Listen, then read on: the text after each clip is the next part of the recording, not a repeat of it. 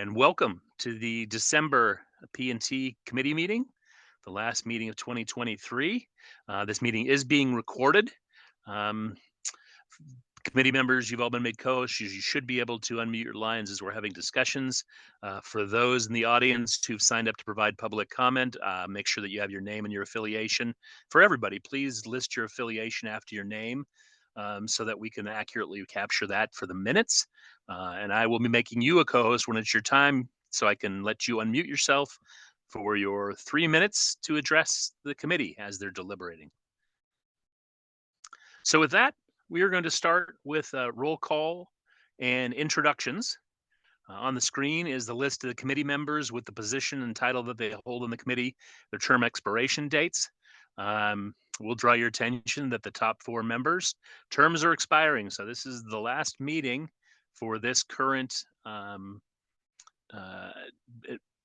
role on the committee. Some have been on for more than 1 or 2 terms. So Tim Langford wasn't able to join us today. Karen is going to be joining us, but might be a little bit late, so we'll recognize her once she does join. With that, Rob, I'll turn it over to you to introduce yourself.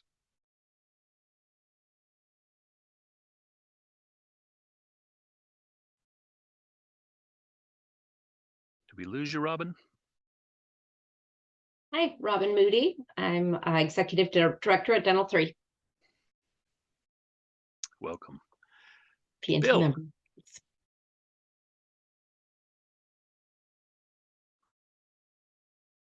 Bill, you're on mute. There you go. Yeah, I got it. Bill Origer, I'm a family physician. For 3 more weeks, I'm going to be a physician advisor for hospital utilization review at Good Samaritan in Corvallis.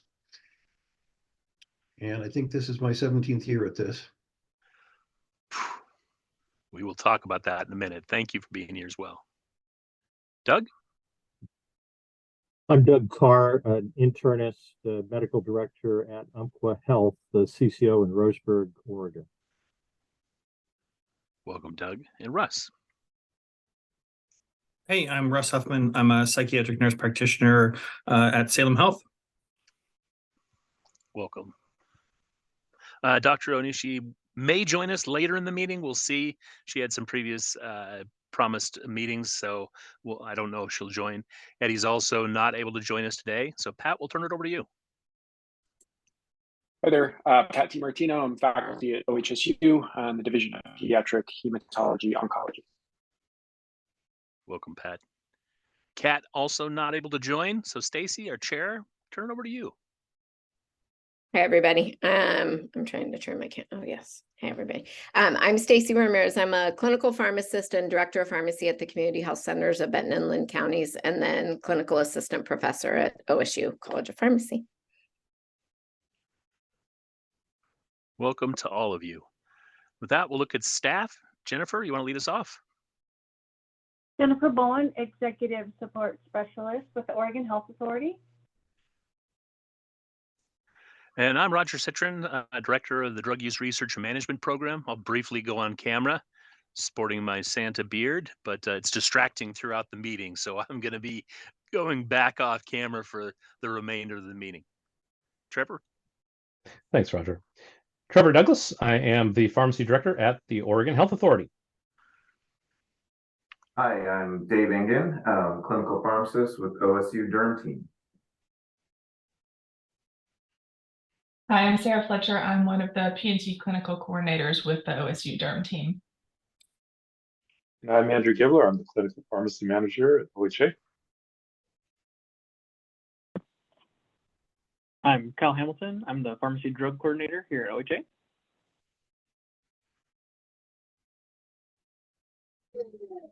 Hi, Megan Herring, clinical pharmacist with the College of Pharmacy. Good afternoon. This is Deanna Moretz, clinical pharmacist with the Derm Team. Amanda isn't joining us today. Kathy, we'll turn it over to you. All righty. Thanks, Roger. I'm Kathy Centena. I'm a clinical pharmacist with the OSU Derm Team as well. Hi, my name is Sarah Servid. I am a P&T clinical coordinator with the OSU Derm Group. I'm Lance Starkweather. I'm the pharmacy manager at Gainwell Technologies. I'm Dee Weston, Pharmacy Program Policy Advisor with OHA. And I'm Brandon Wells. I'm the Pharmacy Program Analyst for the Fee-for-Service Program at OHA. And we also don't have Ted with us today. So next is conflict of interest declaration. But first, just wanted to remind people in the audience where the link was for this meeting, the College of Pharmacy DERM's webpage. You'll find a packet of materials. If you wanted to follow along, I'll try to call out the different pages that we're on as we're doing our reviews, but the materials are there for you to review. So conflict of interest of declaration, very important to the OHA that conflicts of interest are disclosed both by staff, P&T committee members, and anybody that's providing public comment for the part of the deliberations.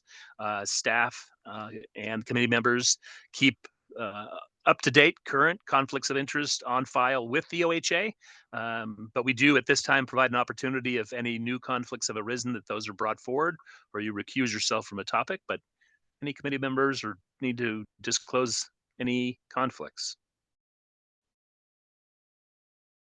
Hearing none, as expected. We'll next move to page 4 in the packet. It's the draft minutes, but we'll also do an approval of the agenda. At this point, no changes to the agenda are proposed. We'll follow the course of events as we've laid it out on the agenda. The minutes, again, are in the packet, but they were also sent out to the committee shortly in advance, a couple days, so that they had an opportunity to review. So wanted to see if any edits were recognized or needed on the minutes. And if not, and if there's no discussion, we need a motion to approve.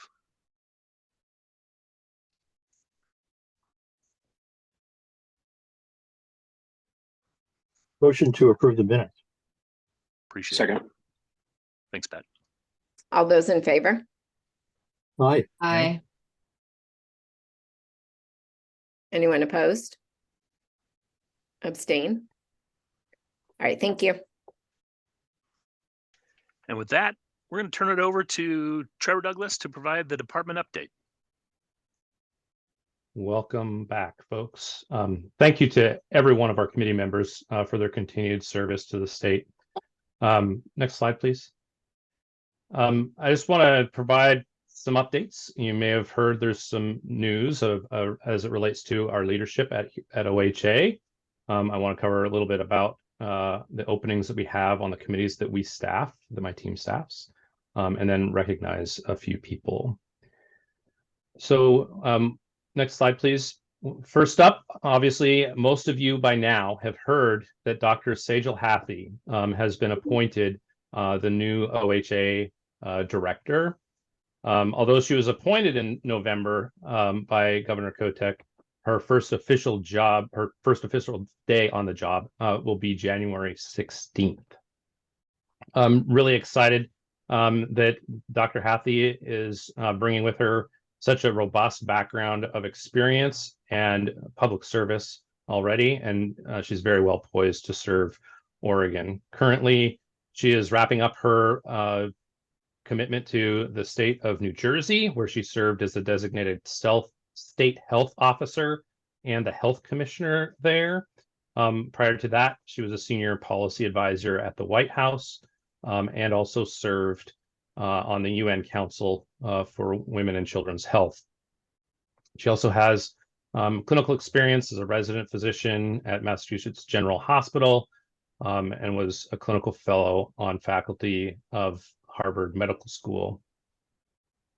I know I look forward, as does my team, look forward to working under Dr. Hathi, and we're hopeful that she sticks around.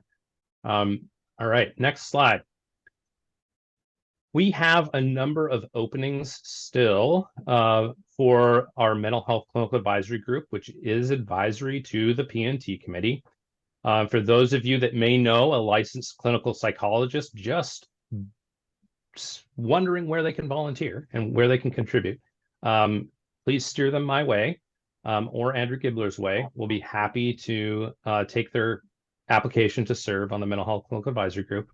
And we are still looking for an additional pharmacist to join that group. Similarly, next slide, please. Roger has already noted that there will be some folks moving on, and some folks that have already been kind enough to submit their applications to be reappointed. But we do have a public member opening. As Roger already clearly stated, it cannot be a physician or a pharmacist that fills that role. And we have an actively practicing physician role and 2 actively practicing pharmacist positions. So if you're in the know of someone looking for an opportunity, particularly for the physician role, and that can be an MD or a DO, please tell them to talk to Roger, tell them to talk to Andrew, tell them to talk to myself. We're happy to talk to folks and answer any questions that they may have regarding serving as a member of the P&T committee. All right, next slide, please. So I want to, like I said, thank you to all of our committee members. It's a lot of time and commitment to review all of our materials and to sit 6 times a year for 4.5 hours during the committee meetings. I want to acknowledge that your volunteerism is appreciated, and want to just recognize that Tim and Karen, Robin and Bill are all ending their current terms. And I'll talk a little bit more about Robin and Bill in a moment. But first, Tim has been an outstanding member of our P&T committee, and he will continue to be an asset also to the Tribal Health and Family Services Clinic that he works at in Klamath, or for the Klamath tribe. Very grateful also to Tim that he is resubmitted for reappointment. Similarly, Trevor? Yep. Trevor, just to interject for 1 second, Karen just joined us, so can we Well, let her good. introduce herself? Perfect. Great timing. It was great timing. Take it away, Karen. So-called Indian tribe. Thank you, Karen. And Karen Michelson, very thankful for your continued service too, and leadership over the years, spanning back to your excellent contributions as it relates to managed Medicaid and now the tribal clinic space. You've been a longstanding member, and I really appreciate your willingness also to be considered for reappointment. And thank you very much, Karen. All right, next slide, please. Thank you. Robin Moody is leaving us, as has indicated that she is going to be moving on to commit her time fully and completely to keep Oregon smiling brightly. Robin has a career that spans over 2 decades in healthcare, and started first as a journalist, and it quickly moved into health policy, and she has served in leadership roles within Oregon and even beyond the state. Robin has held positions at the Oregon Association of Health and Hospital and Health Systems, and also worked for an organization called Caravan Health, where she led rural health work in 44 different states, and was honored. Her and her team were honored by CMS for outstanding patient and family engagement for her work there. She's also served as an executive director for the Oregon Health Forum, and she secured foundation funding as her during her time there. And currently, she's serving as the executive director for her oral health initiative, and that's why I said she's going to continue her work in health leadership by keeping Oregon smiling. So thank you, Robin, very much for being a solid public member and for giving up your thanks time. for the kind words, Trevor. And I love the work you do to, just make sure we are making the right choices for the Medicaid program. So it's a pretty special thing we're doing here. Thank you. Thanks, Robin. And last but not least, we have Dr. Origer. Dr. Origer, as he is already implicated, has a long history of service to the state of Oregon. Over 45 years of service, in fact. And in beginning in 1975, I believe, he became a licensed physician in the state of Oregon, and has maintained his family medicine board certification, I think for over 47 years now. And he's served largely the Albany community in various roles as a practitioner, including obstetrical care and medical administration for Samaritan Health. And he's even served as an urgent care provider at times. But perhaps the most salient contribution that Dr. Orger brings is his commitment to drug evaluation and his over 23 years of involvement with the Oregon Medicaid program, and specifically his involvement with the Oregon Health Authority, and before that, the Department of Human Services. He was appointed in 2006 and chaired the Health Resource Commission for a period of time on the pharmaceutical subcommittee, I think it was called at the time. Later that transitioned, of course, into being the P&T committee, and he has served since the inception of that, and has been the chair of this committee many, many times. Bill, you will be sorely missed by, I know, the staff, and also I know you have the respect of many of those in the industry, although you may not, or they may not always agree with you. One of the other most important pieces about Dr. Orger that we will miss is viewing his pictures. He is a very, very gifted photographer and has shared many, many things over the years with us. On a personal note, Bill, I am always thankful for those that I brush up against in my professional career that teach me to push myself, or teach me that I need to push myself a little bit further and a little bit harder, and grow as a clinician and as a professional.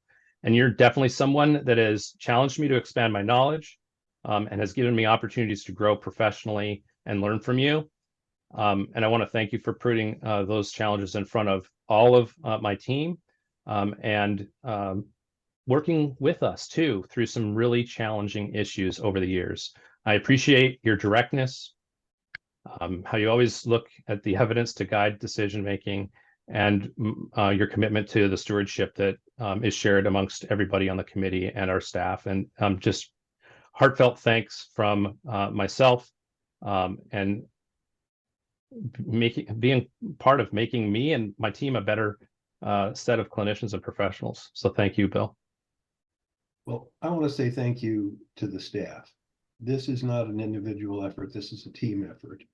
And the excellent data gathering and analysis from the staff over the years has made me look smarter than I am. So thank you. Thank you very much, Bill. And with that, I will turn it over to Roger. Any final words? Yeah, no, I can't agree more with Trevor. I appreciate all the committee members' dedication to this important work. It isn't nothing to attend 6 meetings, but to prepare for those meetings, to bring your clinical expertise is greatly appreciated. Appreciate Karen and Tim being willing to be reappointed, stay in the fray. But Robin, really appreciate your participation in what you brought. And Bill, it's gonna be sad. I started here 13, I'm on my 14th year. I started on the pharmaceutical subcommittee with the Health Resource Commission with you.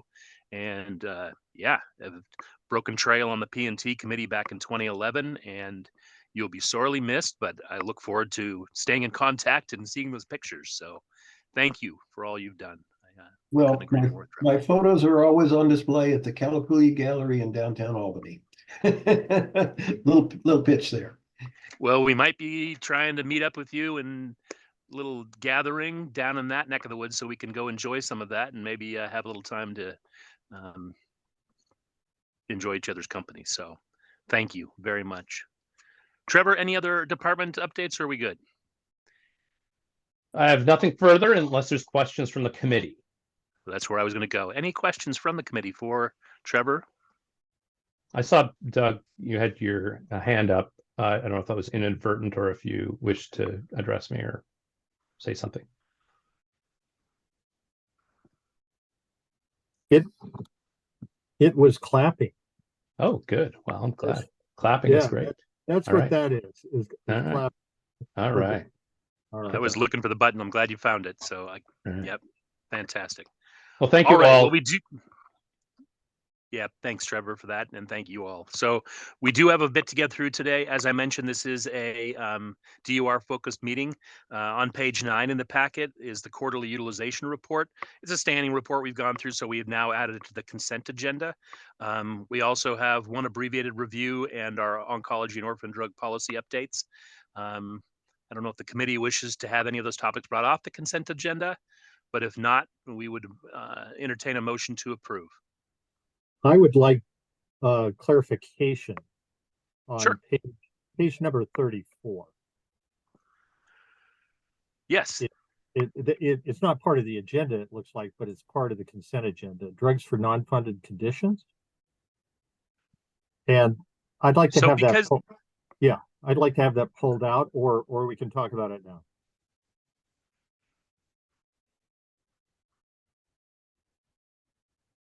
So we've included page 34 as part of like information for the abbreviated drug review for cantharidin. That is the PA that we would be applying for that particular drug. I see. It is a drug for an unfunded condition. Yeah. So because Oregon is unique that we have the Health Evidence Resource Commission, we've got the prioritized list and a funding line. We still have to have a pathway for coverage based on federal rebate law and the comorbidity rule and those. This is the criteria that we use. We also, since the first of the year, have EPSDT. That's a consideration, but this criteria is used if it was not a member, if it's 21 or older, and it was a condition that was unfunded. And so that's why it's in there, just to say this is the criteria we'd be applying for that abbreviated drug review for YCANTH. Got it. So as it applies to cantharidin, that's fine. But it brings up a whole. What I don't see here is a question, for an unfunded condition. It is, is it the least costly alternative? I see no evaluation of that, which really needs to be part of any approval criteria.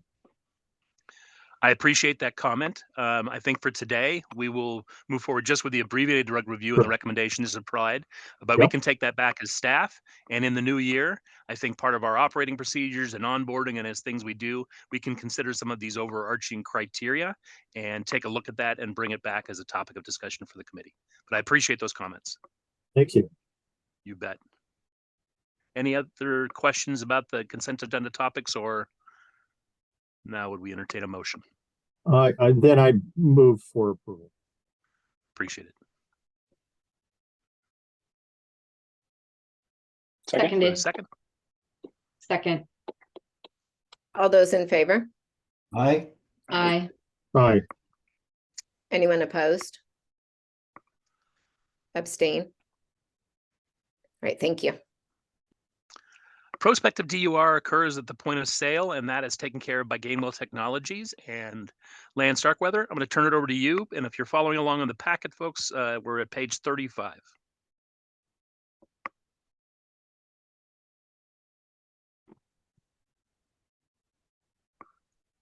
Okay. So here is the summary of the prospective DUR for third quarter, which encompasses from July through September. Most of these are alerts that review the patient's profile with the drug that's being dispensed. 2 of these alerts are set to deny the claim, and an intervention is needed by a pharmacist in order for these to pay. Those are highlighted in yellow. So we have the early refill, which has a 80% threshold. So if it's previously 30 days supplied fill, trying to get the prescription after 20 days, the alert will show. Overall, we had over 99,000 for the quarter, 21,000 were overridden. that's about a 21.1% override. This is a little bit higher than what we typically see for a quarter. It's usually between 16 to 20%. This is probably due to the summer months where patients are trying to get their medication early for vacation. And that's why we see a slight bump in the number. And then for the pregnancy drug interaction, we had a total of 17 overrides, 16 were overridden. And that's a 94.1% override. So overall for the quarter, 157,000 DUR alerts. Next page. So this page shows the top drugs that are enforced in the early refill overrides, just broken down to the different categories. From here, you can see that the top category, in terms of percent of alerts versus the total number of claims, are the antidepressants. I've broken it down to the SSRIs, which is the first top table, and then the other antidepressants. So between those two, it's about 20% of all the drugs that are overridden. About 13% of the drug claims are due to the antipsychotics. So these are the second generation antipsychotics. And that equates to about a 24% overrides for that drug category. Next would be the anxiolytic. Primarily buspirone is the top drug for that category. But I did include the benzodiazepine since those are also carved out to fee for service. And lastly, the last table on the bottom is just other drugs that are also carved out to fee for service, that we just kind of track the percent of claims and DUR overrides. Next page. So this just shows the different reason codes for the early refill overrides for the quarter. So 13,000 number of overrides for the quarter. 3.7% is due to vacation supply, 6% due to lost medication, 14% due to therapy change, 70.9% is due to medically necessary, and then 4.1% due to other reasons. And lastly, we just have the cost savings report for those prospective DUR. For the month of July, there were 90 prescriptions that were not dispensed, so 15,000 saved. August, we had 100 prescriptions that were not dispensed. 20,000 were saved there. And then for September, we had 51 prescriptions that were not dispensed, so 5,900 there. Overall total is 42,285 for the quarter. Any questions? I know we have a lot to get to, so maybe feel free to keep this reply short, but I'm curious, an override is completed at the discretion of the pharmacist at the counter? Yes. Thank you. Some of them are informational, and then the early refill and the pregnancy drug interactions need to have some therapeutic intervention entered into the system in order for those claims to pay, and the pharmacist will need to do that. Okay, got it. Thank you. So Pat, they can enter codes like a pharmacy can say, or for the early refill, you know, it's new therapy or the dose has changed. They have certain codes they put in, and that lets the system override it. Totally. This is perhaps an eventual research question, but just wondering, like, the difference in the demographics of folks that are maybe savvy enough to advocate for early refill override or language barrier, et cetera. Certainly not something for today, but couldn't help myself. Appreciate those great questions. Interesting information if we have it. Sometimes the data is lacking for us to be able to have some information that's useful, but I like the questions. Any other questions for Lan on the ProDER report? I think this is Karen, just to help address Pat's question. I think oftentimes like pharmacists or pharmacy technicians, when they're interfacing with patients, if they happen to mention like, oh, I lost my prescription, like that's kind of how that's communicated to like help take care of those things at like the front line of care. So I think most of the pharmacy teams like know how to address those and like ask those questions if patients are requesting early refills. So like the patient doesn't have to know to ask for it, if that's helpful. Totally. Thank you, Karen. The next section of DUR is retrospective. So we'll look back at claims. Page 39 in the packet is the start of our reports, and we'll turn it over to Dave Engen. All right, thank you, Roger. Yeah, so these are already dispensed and paid for by fee for service. And so we'll go through some of these trends and practices here in this report. So on page 39, for this latest report, retro-dur, we're looking at Q4 data. So once again, I'll just hit the highlights. First section is our change forms. We have aripiprazole, desvenlafaxine, and venlafaxine. So fairly similar numbers as the 3 previous quarters. We're seeing continued opportunity with these changes. However, with the aripiprazole pricing, the gap may be closing. So we'll investigate that and see if maybe it's time to retire that, depending on what type of savings we're capturing. So we'll keep an eye on that. On page 40, this captures our messaging to prescribers about dose consolidation. There's just a handful of those that are identified with some modest savings, but most of the messaging is going on at point of sale now, so not as much opportunity there. Nonetheless, on page 41, that's our expert consultation referral, and this is for long-term antipsychotic use in kids. So the number of patients identified as high risk is about the same for Q4 as it was for Q3, but there's a little uptick in the number of high-risk profiles identified. So we get the messaging out to providers when needed. So page 42, that's our messaging to prescribers for non-adherence to their antipsychotics. And once again, those numbers are very similar quarter over quarter.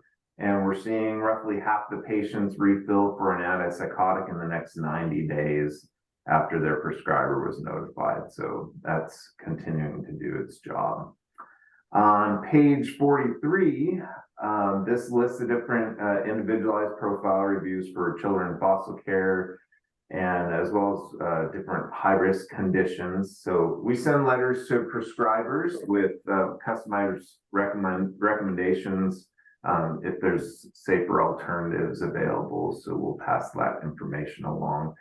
But yeah, so you can see the various numbers through there. And on page 44, that's our safety net program for antipsychotics and really young children. What we try to do is proactively notify the prescribers to make sure they submit a PA for their patient and tell them what will be required so the patients get appropriate care and no interruption in therapy. So yeah, and on page 45, that's our safety net monitoring. That first one, it's for patients on dangerous opioid sedative combos. And there's kind of an upward trend in profiles identified quarter over quarter, but good things, there's also an even higher proportion of therapy discontinuation. So we'll continue to keep an eye on that. But we are getting those messages out. We also notify prescribers if there's an oncology medication that's been denied with no evidence of a new fill for an alternative agent. And then we do the same type of thing for prescribers whose pediatric patients were denied TCA, but no alternative was filled or requested.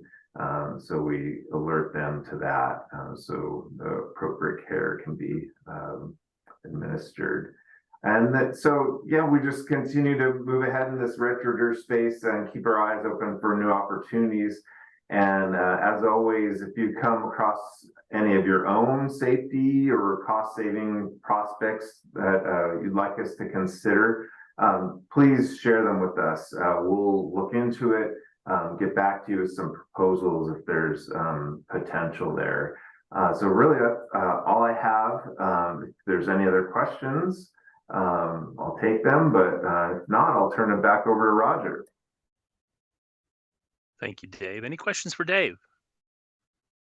Or thoughts for DUR initiatives for RetroDUR that we should investigate? Just echo what Dave said. We are always welcome to those as we go through topics we present at these meetings. Some of the ideas that were just reported here came from the committee asking us questions or asking for us to implement criteria. So those are always welcome and one of the great values of having this group of clinicians together. So thank you. An additional component of DUR is education. And one of the ways that we do that is through our newsletters. First newsletters in the packet on page 45, and our editor is Kathy Centena. So Kathy, take it away. Thanks, Roger. Yeah, so today we're going to be recapping 3 newsletters from the last year. The first one was published in May of 2023, and it was on buprenorphine use in chronic pain. This is a great newsletter that describes available evidence for buprenorphine for chronic pain, as well as safety, and also comparative evidence to other opioids. The second newsletter was published in July of 2023 and was an update on the use of SGLT2 inhibitors. The purpose of this newsletter was to provide updated guidance on recommendations for the use of SGLT2 inhibitors beyond just glucose reductions, and then to review the evidence for 2 recently approved therapies, bexigagliflozin and sotagliflozin. And then the last newsletter was on the 2023 GOLD guidelines, and that was published in August of 2023. And this provided new evidence as well as updated recommendations on different COPD assessment tools and treatments. So thanks so much to the authors who assist in providing these important provider education pieces, and to the committee for providing feedback and suggestions.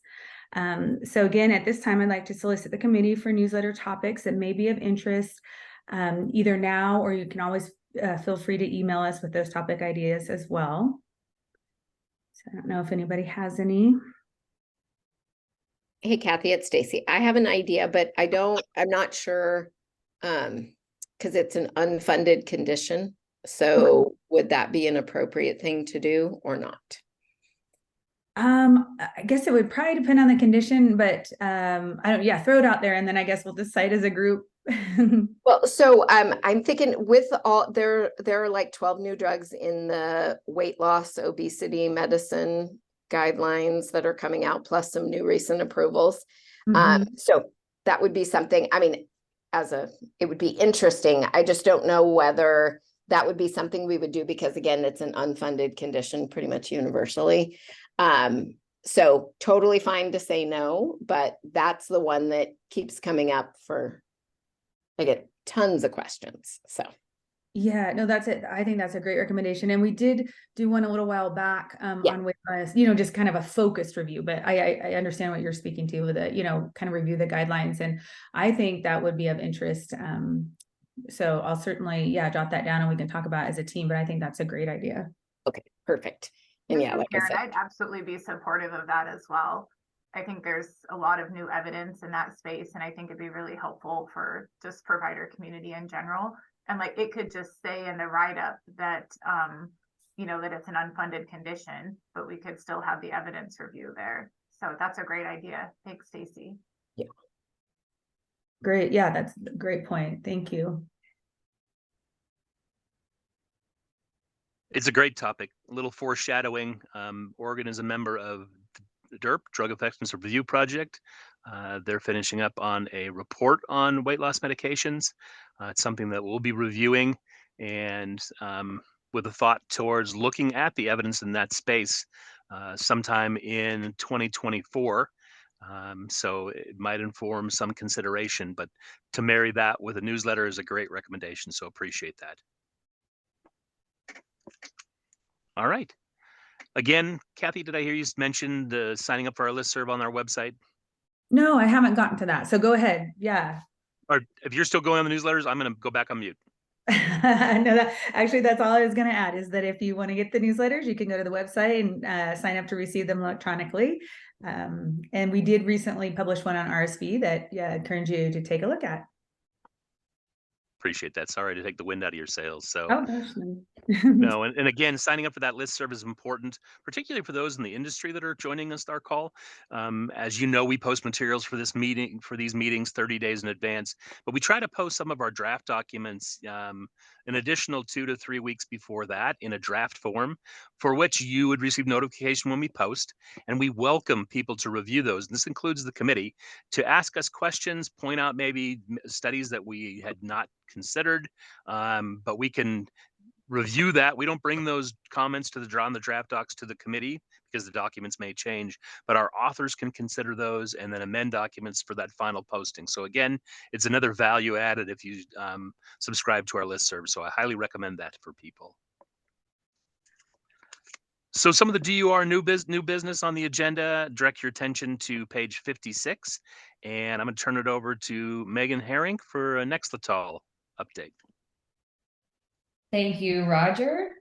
Okay, today I'm going to be providing an update on bempedoic acid for consideration for making changes to the prior authorization criteria. And so the purpose is to evaluate new evidence for the effectiveness and safety of bempedoic acid for the prevention of cardiovascular events and cardiovascular mortality. Next slide. A little bit of background: this medication was FDA approved in 2020 as an adjunct to maximally tolerated statin therapy for adults with heterozygous familial hypercholesteremia or established cardiovascular disease who require additional LDL lowering. And this was based on 2 randomized controlled trials that demonstrated modest LDL lowering between like 18 and 24%, so similar to LDL lowering ability of ezetimibe. And this was compared to placebo in subjects on maximally tolerated statin therapy.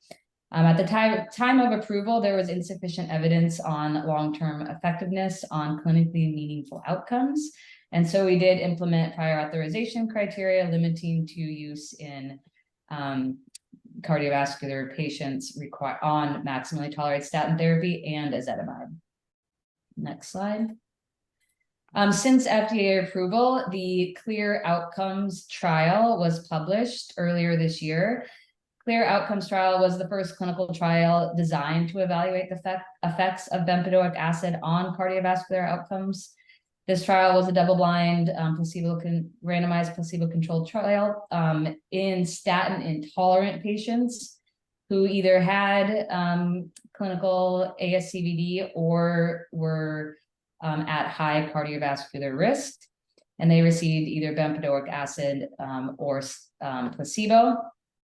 So 70% of the population had cardiovascular disease, and 23% were on a very low dose statin. So in their definition of statin intolerance, they did include patients who could tolerate no more than very low dose of statin.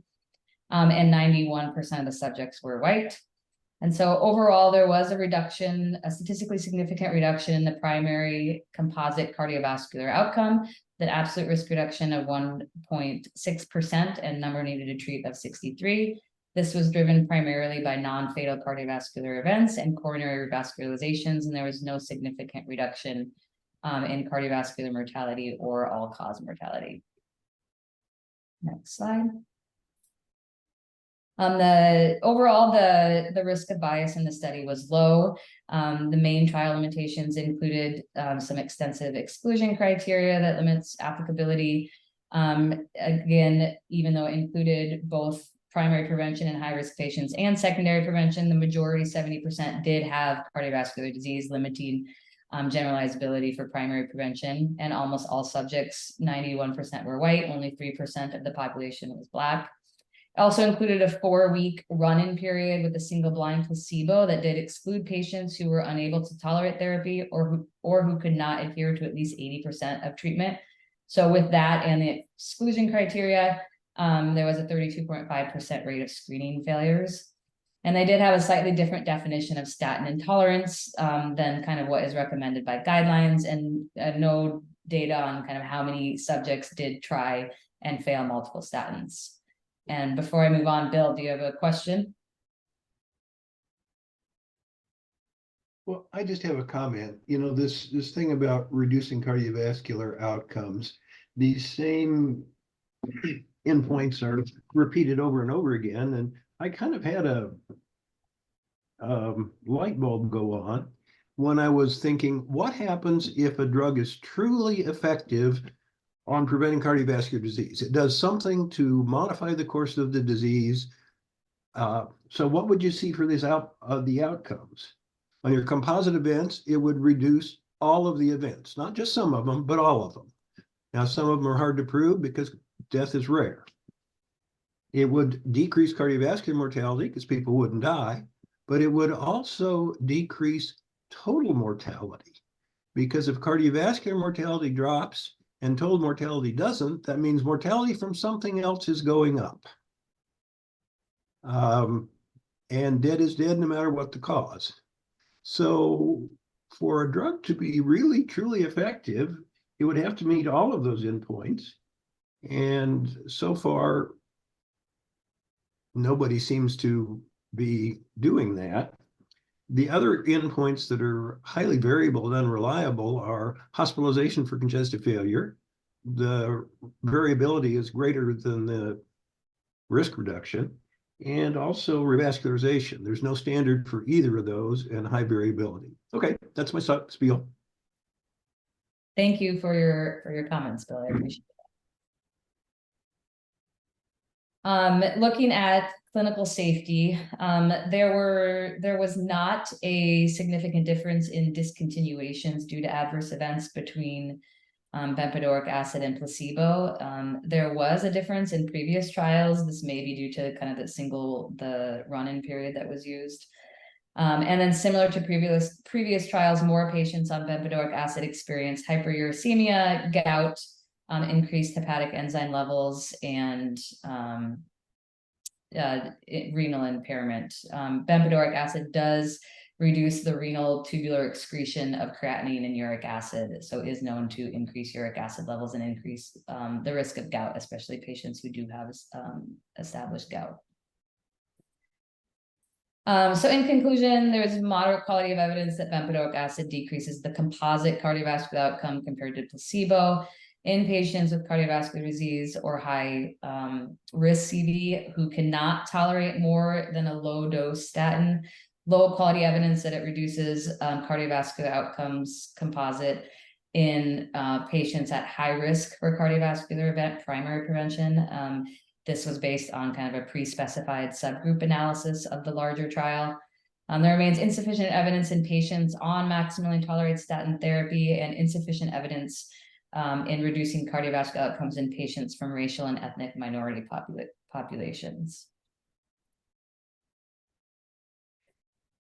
So here is our recommended PA criteria. I apologize, I don't have the track changes because it was changed so dramatically from the previous one that it was just all red and difficult to follow. So this is just a clean version of the updated PA criteria. And I don't know exactly what page this is on in your packet. I don't know, Roger, if you know that. Page 65. Thank you. But you can see here in number 2 that based on this new study, we added, instead of does the patient just have clinical ASCVD or familial hypercholesteremia, but also if they are at high risk for cardiovascular disease, including diabetes, or having a 10-year ASCVD risk or of 10% or greater. Question 3 asks about if they are on a high intensity statin and still have an LDL greater than 70 or 100, depending on indication. Next slide. And then if they are not on high intensity statin, we ask if they have a history of rhabdomyolysis, of elevated CK greater than 10 times the upper limit of normal, or statin intolerance, which was added based on this evidence. And so we included Statin intolerance as another criteria that would result in approval of bempedoic acid. And then number 5, we do ask that they also be on ezetimibe prior to therapy with bempedoic acid because of the longer history of efficacy and safety with ezetimibe and cost advantages. And that is it. So next slide, recommendations are, continue to prioritize statin therapy in patients with cardiovascular disease. Bempedoic acid should not be considered an alternative to statin therapy, but update prior authorization criteria to include coverage for high-risk primary prevention in patients with documented statin intolerance already on ezetimibe. Thank you, Megan. Questions for Megan?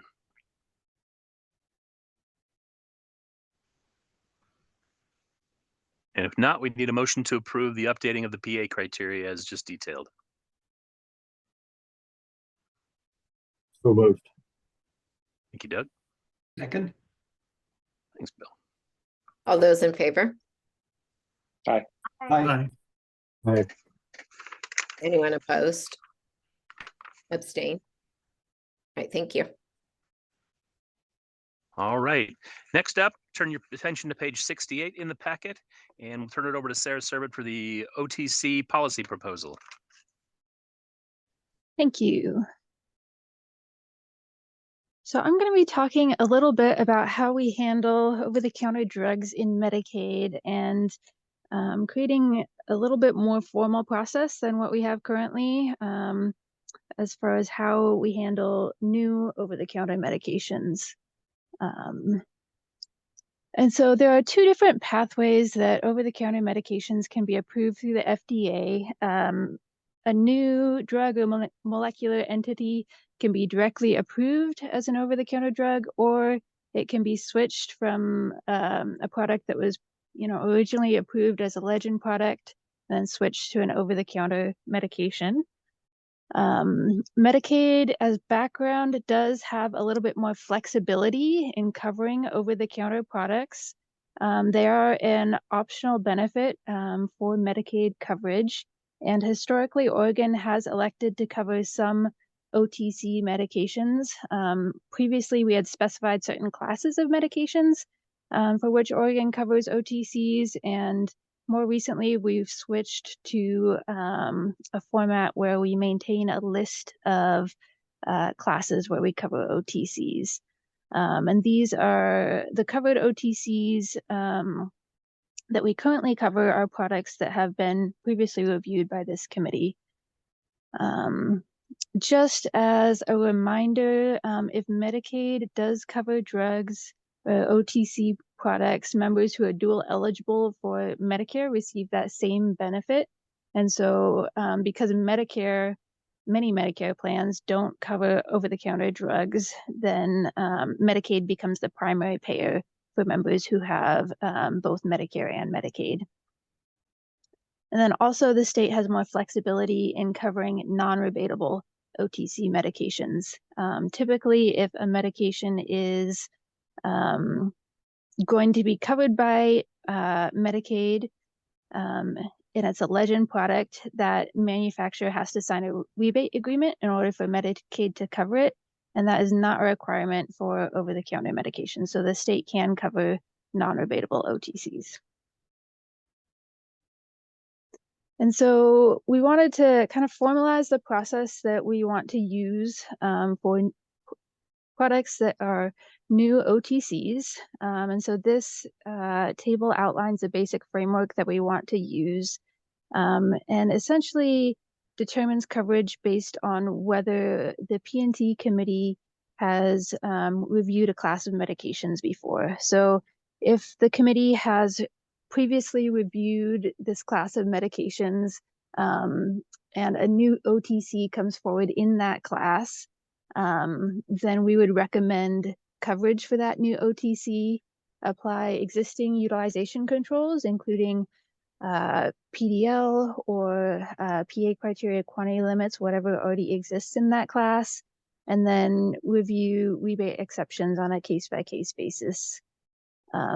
If a new product comes forward that is not in a class that's been previously reviewed by the P&T committee, or where we already have existing coverage for OTCs, then our recommendation would be to make that not covered until we bring it forward for review.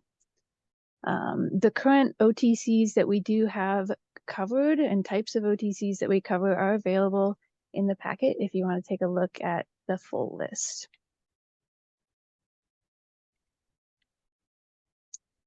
And so this brings forward one new over-the-counter medication that was just recently approved this last year by the Food and Drug Administration. Contraceptives are something that Oregon has generally covered, but haven't been reviewed by the P&T committee. And so this would fall into that second category of medications that haven't been reviewed. So we're bringing this forward so that we can consider coverage for it. Norgestrel is the first OTC that's approved as a daily progestin-only contraceptive. There are emergency contraceptives that are available OTC, but this would be a daily contraceptive that people can use. When the FDA looked at efficacy of contraceptives, they typically evaluate efficacy using the Pearl Index, which describes the number of contraceptive failures per 100 person years. And here you can see the efficacy of Norgestrel compared to other contraceptives that are available as prescriptions or non-prescriptions. In original studies, which usually describe perfect or close to perfect use of a contraceptive, Norgestrel had a contraceptive failure rate around 2.3%. The FDA estimates that with real world use, that Pearl Index would be around 7% or higher. As comparison, it is pretty comparable to other daily oral contraceptives that are available with a prescription. Those the FDA typically considers to have Pearl indexes around 4 to 7%, and it would provide better efficacy than products that are currently available as over-the-counter formulations like condoms and spermicides. Those have Pearl indexes around 14 to 28%. The FDA did note safety with this progestin-only contraceptive, including progestin-sensitive cancers, vaginal bleeding, which is fairly common, and potential for reduced bone mineral density, as well as the fact that contraceptives don't protect against HIV or STIs or work as emergency contraceptives. So our recommendations here are to update our existing operating procedures, and these are outlined more in detail in your packet, to just clarify the process that we'll use to maintain this list of OTC products that are covered under Medicaid, and then update this OTC list to include this new daily contraceptive. I'd be happy to take questions if people have them. Hey, Sarah, this is Karen. I had one quick question. So you mentioned that for OTCs that some non-rebatable products could be covered and that they could be reviewed on a case-by-case basis. So what would be the pharmacy or the provider's process for requesting those reviews, and roughly how long would those take? That is a good question. There are always new NDCs that are being added on a weekly basis, and so it's difficult to keep track of the products that are currently available. I think we have updated our criteria for the exclusion list, so we'll hopefully give better guidance to providers when they, like, for example, call into our PA center and elevate that type of circumstance when a provider is requesting a product that's non-rebatable. So hopefully we've got some edits that we'll be presenting with the next criteria when we talk about topical moisturizers, because most of them are over the counters. That will hopefully help streamline that and get the message out to providers. But I don't know otherwise that we have a kind of a process. I think it would follow a formal PA process. So if they put in a claim could get denied, they might ask for a PA. get in a denial with rights, and then that would lend itself towards opening it up for a PA reconsideration, which we generally look at and review within a couple days. But as far as making a policy and opening something up based off of this, we'd have to bring it back to P&T. So it could be 2 or 3 months. I mean, we could make an exception. Certainly, we already do that with EPSDT, but more broadly opening up some coverage, Karen, might take a couple months. Okay. I just sometimes like feel like there should be, because typically like when these things arise, like for pharmacies who are taking care of patients like right at that time, like the patients need those medications really quickly. So I do feel like there should be a process whereby either the pharmacy or the provider can request overrides for non-rebatable products like within a quick turnaround of like maybe 24 or 48 hours maximum, like similar to a prior auth. So, because otherwise, if it's taking multiple months to like get something covered, like you kind of miss the time span of being able to care for the patient's need. Yeah, I appreciate that. It depends again, age, and it depends on if it's just because of rebates versus if it needs some evidence review to see if there's some clinical reasons for opening coverage. So I guess I'm maybe mixing up the two and lengthening the period because of that.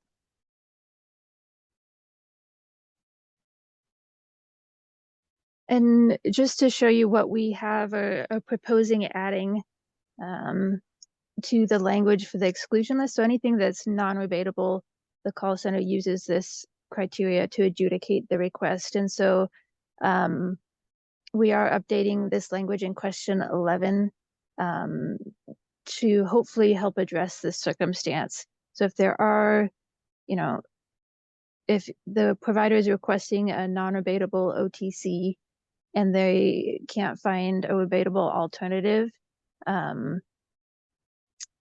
we've requested that they refer this to DMAP so that we can address those more quickly.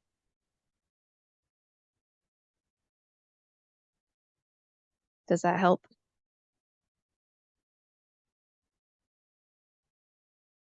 I mean, it just looks like both of these end in a denial. So like if there's a non-rebatable product, but there's not a covered alternative. Yeah, the difference here, it would result in a denial, but there'd be a message that goes same day to one of our staff so that we can look at it that day. So the language in these criteria is what Gainwell Technologies use to adjudicate requests real time, and they have to do that within 24 hours. They often do it within minutes, but that is going to be automatically passed to us for that quick review. So I guess my question is, so how do you get to an approval for a non-rebatable drug? Well, once that's referred over to staff, we'd look at making sure there's no other alternatives available. But the reason it has to come to us, if it's approved, we have to do coding. It has to go loaded. You can't just make it so. It has to have coding that comes in the backside. I think it can be a very quick process. Maybe not while the person's standing there at the counter, however. So they can't just like enter an override that like allows the claim to pay at like point of sale within like 10 to 15 minutes. No, it requires coding that has to be input into the system so that those drugs can process and pay.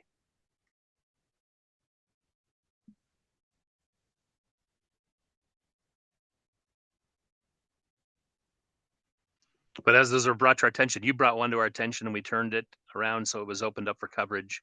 But if there's others, proactively, if we know something isn't covered, once we've adjudicated that, we can, have coding or coverage rules available so that we have a more efficient pathway. So I would hope there's not a large volume that you're describing where there's that immediate need, no other products, and it's not been covered previously. Yeah, I just want to be mindful of making sure that like the process isn't like that it's a reasonable expectation or wait for a patient who needs something. So like expecting somebody to wait 2 months for something, I think isn't reasonable. Like it just seems No, like and that's talking more broadly, for classes. So, yeah, but if you have other examples that you want to bring to our attention offline, we can look at those and, by all means, we want to get the right medication cost effectiveness to a Medicaid member as soon as possible. Yeah, for sure.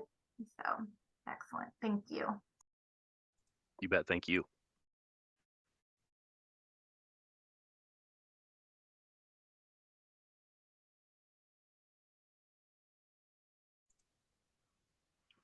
So, yeah, there you go, Sarah. Any other questions?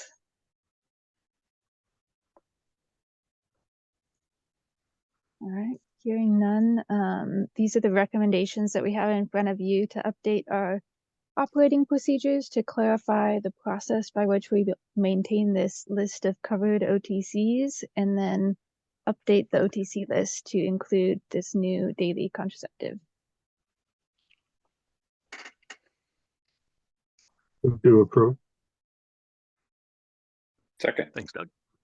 Thanks, Pat.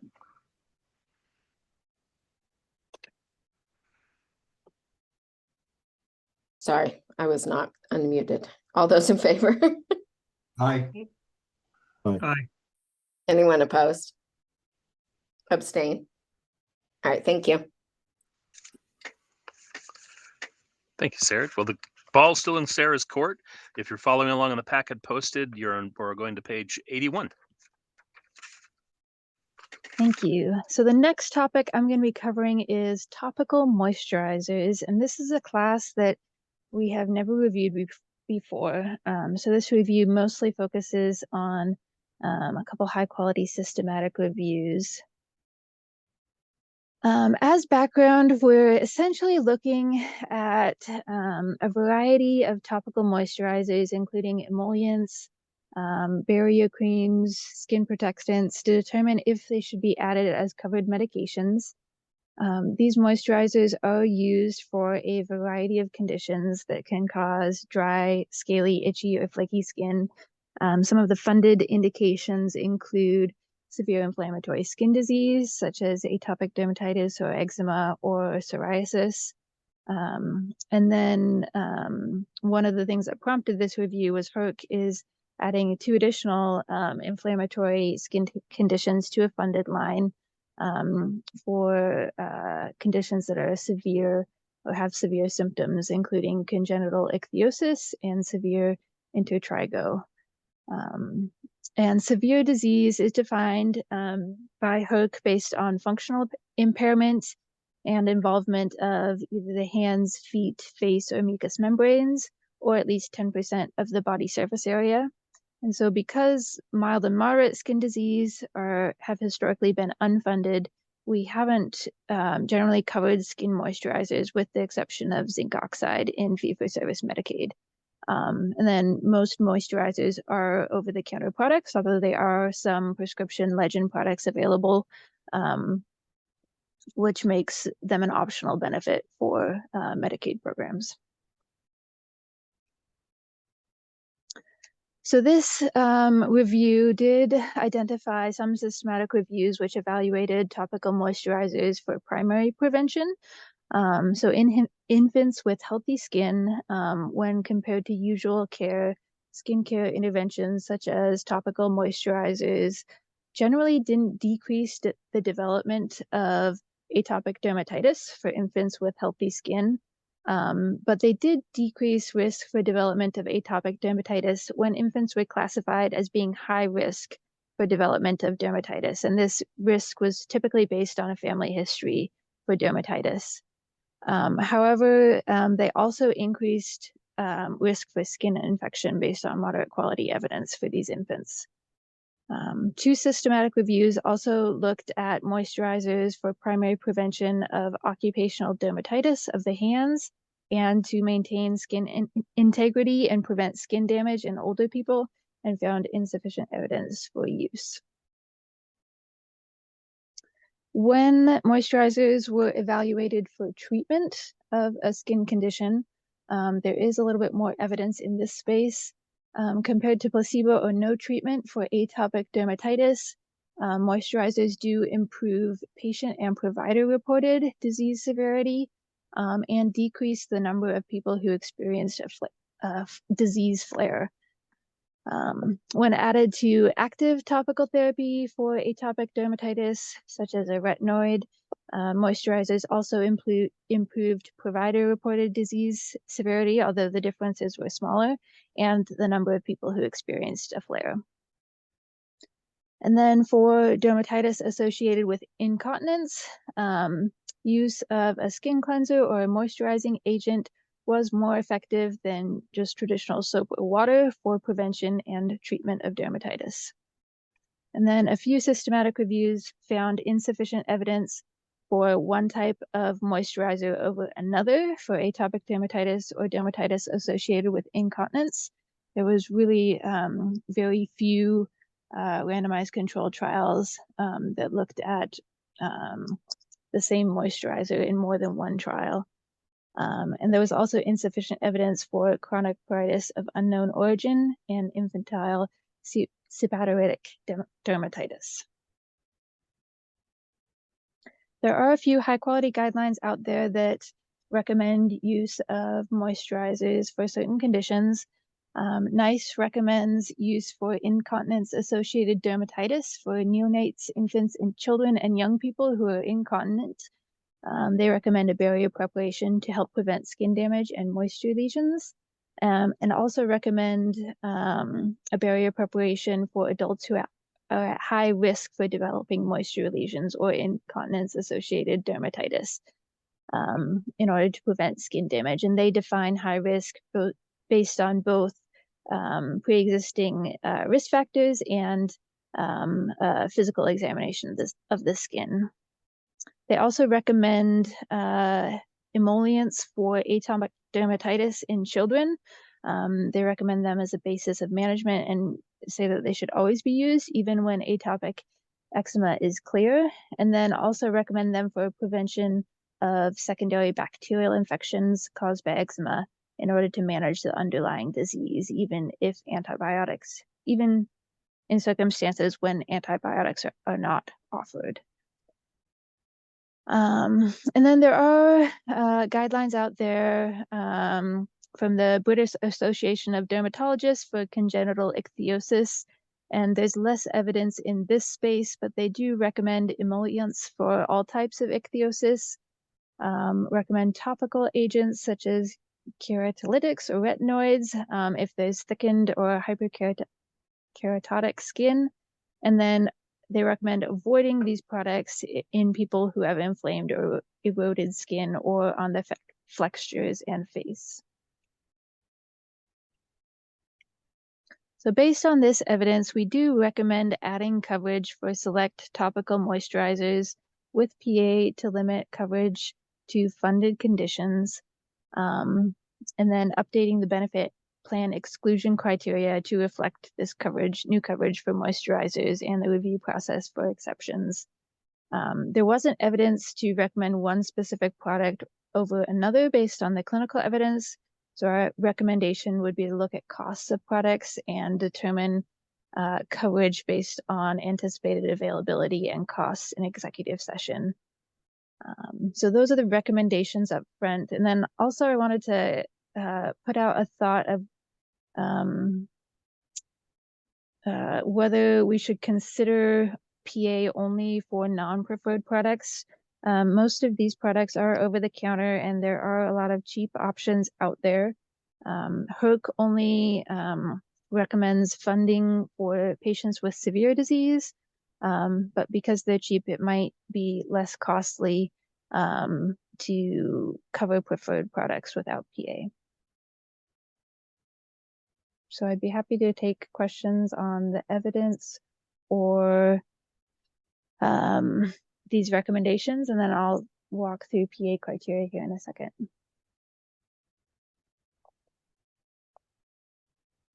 I guess I'm going to comment. First of all, very well done. The PA criteria I would eliminate, if you're going to have it, the dermatology quality of life index, because that's not widely clinically used. The rest of it about surface area involved and interfering with life function, I think will meet the same criteria. But the idea of having it covered without PA, since it's cheap, that's probably a really good idea. But well done. I'd Appreciate agree that, that Bill. the open access feels appealing. All right, we'll pull up the criteria in just a second. So for these recommendations to add the coverage, update the benefit plan, and our process for exceptions, and kind of our standing policy going forward with the new products, how does the committee feel? Do you motion to approve that? Let me walk through PA criteria first, just to make sure we cover our bases. Okay.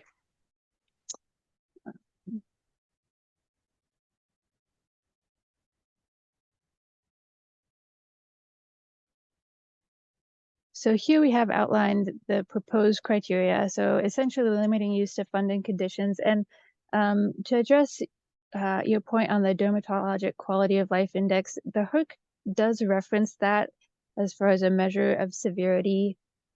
We can certainly look into things that clinicians might use more frequently, but that is from HERC guidance.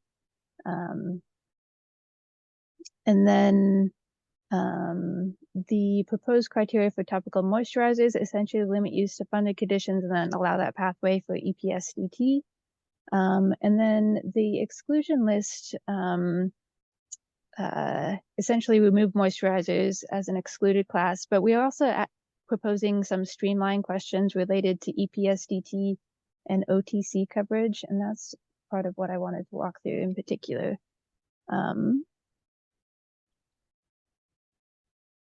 So the intent with these changes with the exclusion list is to better get messages to providers and provide guidance for the call center so that providers know what is covered and what isn't covered, especially related to over-the-counters and things that are non-rebatable. And so that was part of the goal, is to try and get better messaging to providers. And so these streamlined questions add explicit EPSDT assessment for patients that are under 21 years of age.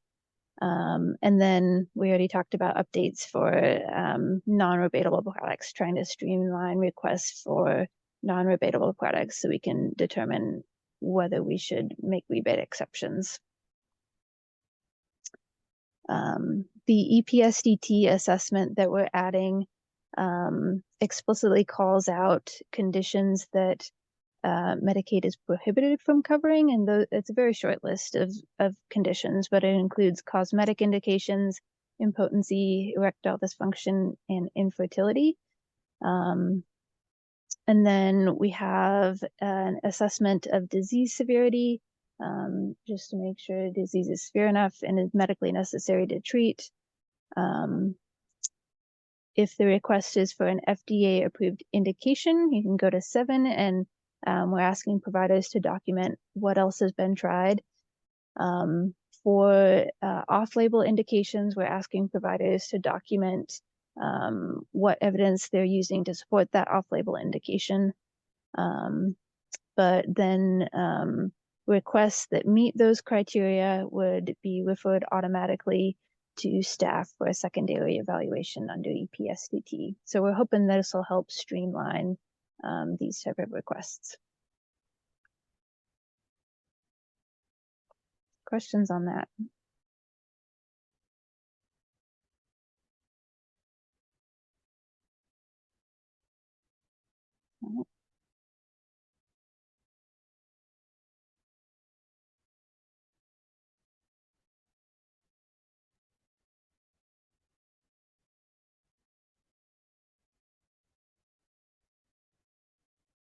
So the recommendations in front of the committee are then to add coverage for select topical moisturizers with a proposal to prior authorize only non-preferred products.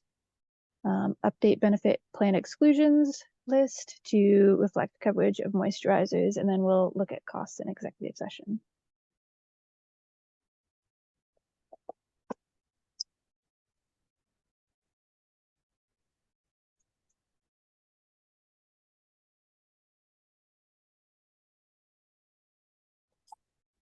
Move to approve.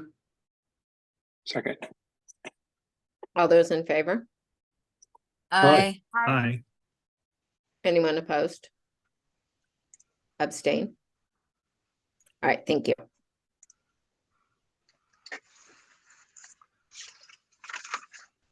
Good job, Sarah. If you're following in the packet, next we're going to turn to page 98 for the erythropoiesis stimulating agent lit scan and turn it over to Deanna Moretz. Thanks, Roger. Next slide, please. So the reason that we did this lit scan was to evaluate if there was any new evidence for the three agents in this class that might have been published since we last reviewed it in 2019. And then we also wanted to look at the utilization of the PA criteria for these products.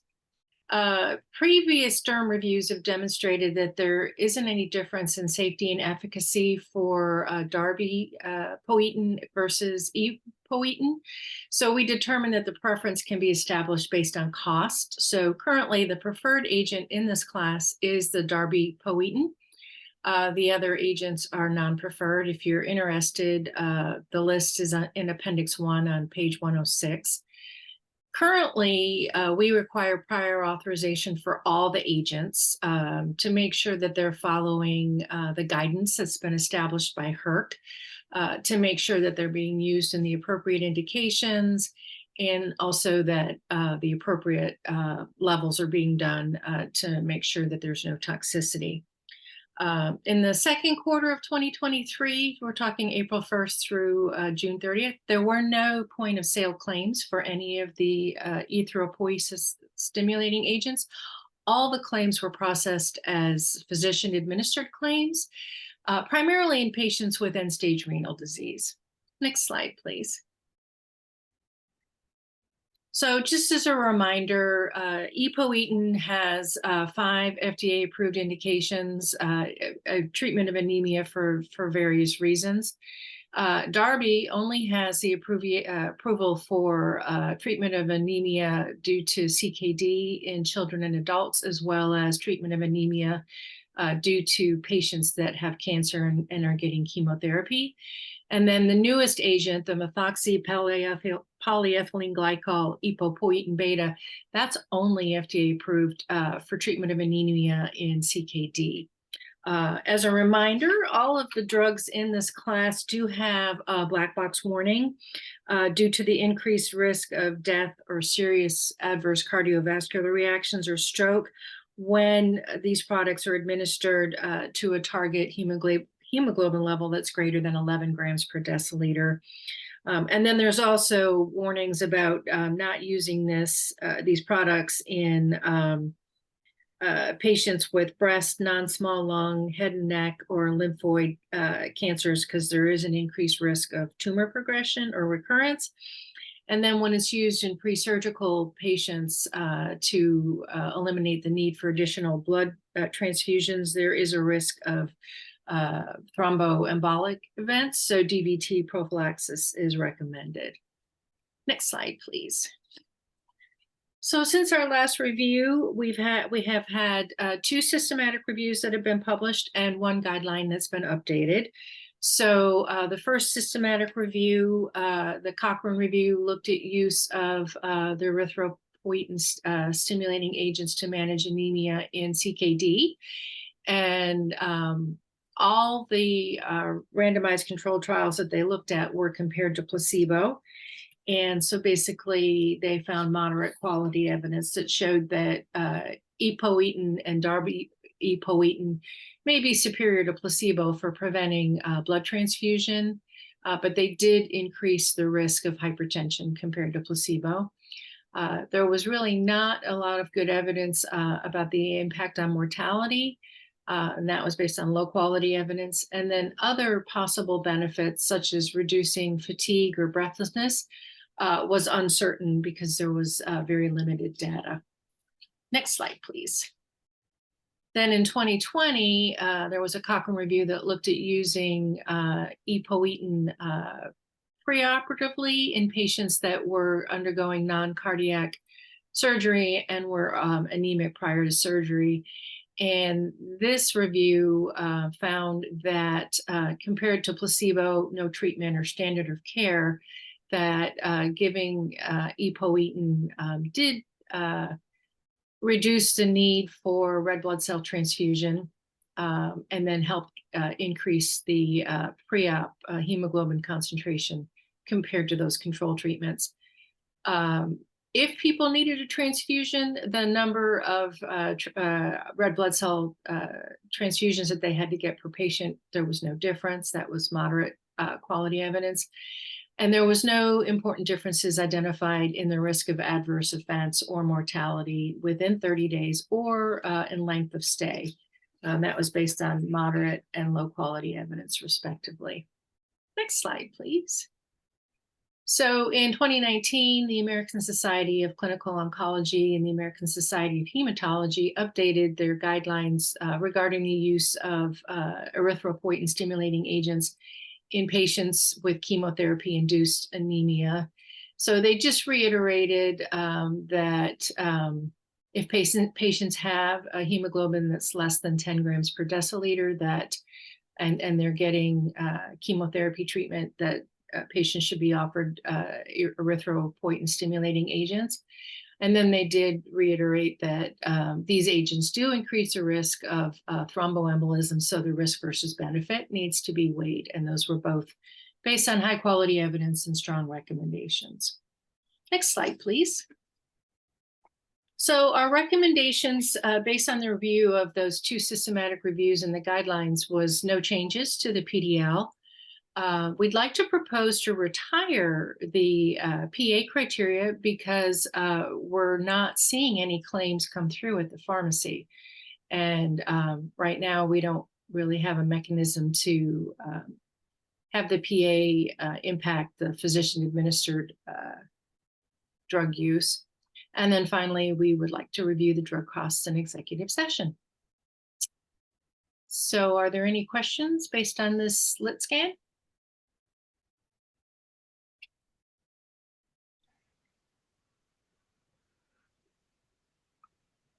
Great job, Deanna. Questions for Deanna?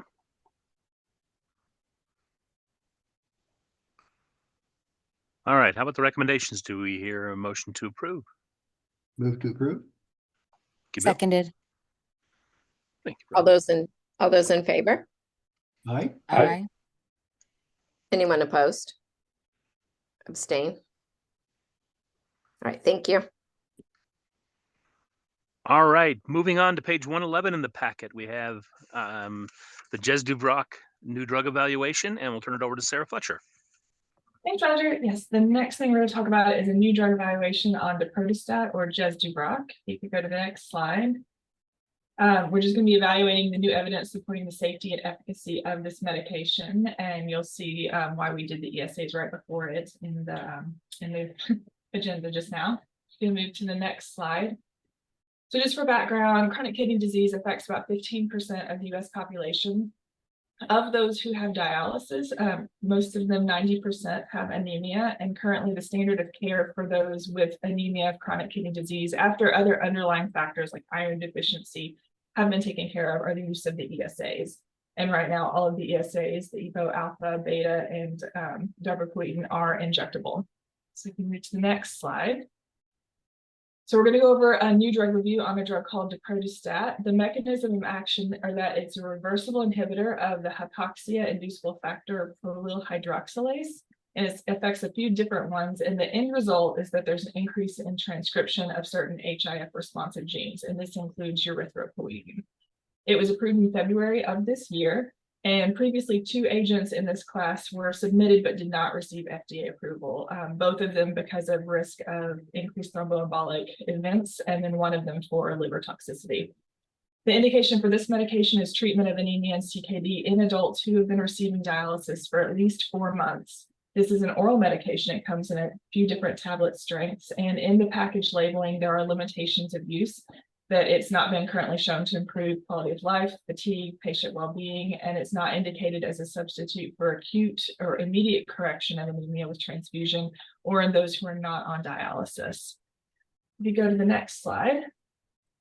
The approval of this drug was based off of the ASCEND-D study, and this was an open label randomized non-inferiority trial. It was tested against ESAs. Those who were receiving hemodialysis got EPO alpha IV, and those on peritoneal dialysis at home got darbepoetin sub-Q. There are almost 3,000 patients total, and for the demographics, the patients were generally in their late 50s, about 2/3 were white, 88.6% or so were receiving hemodialysis, BMI of 26, and then about 1/3 had been on dialysis for less than 2 years, about 1/3 was 2 to 5 years, and then about 1/3 was more than 5 years. And then epopoietin or ESA hyporesponsiveness, which is based off of a calculation of the EPO dose and the dry patient weight, was about 12%, or it was based off of a total EPO dose of more than 450 units per kilo per week. As far as inclusion criteria, patients had to be adults on CKD or on dialysis for at least 90 days. They'd had to have an ESA for at least 6 weeks, but they did not have to be on an ESA at the time of enrollment. Baseline hemoglobin of 8 to 11.5, and then compliance with a placebo tablet run-in. If they were on an ESA at the time of enrollment, they would continue that during the run-in. If they weren't, then they would not. And then patients were excluded for recent cardiovascular events, cancer, transplants, and liver disease. The duration was for a year. They were reviewed every 4 weeks and then every 12 weeks until the target adjudicated first MACE events was achieved. And the median for that was about 2.5 years. And so the primary efficacy outcome for this study was a mean change in hemoglobin from baseline to the average hemoglobin during the primary efficacy outcome evaluation between weeks 28 and 52.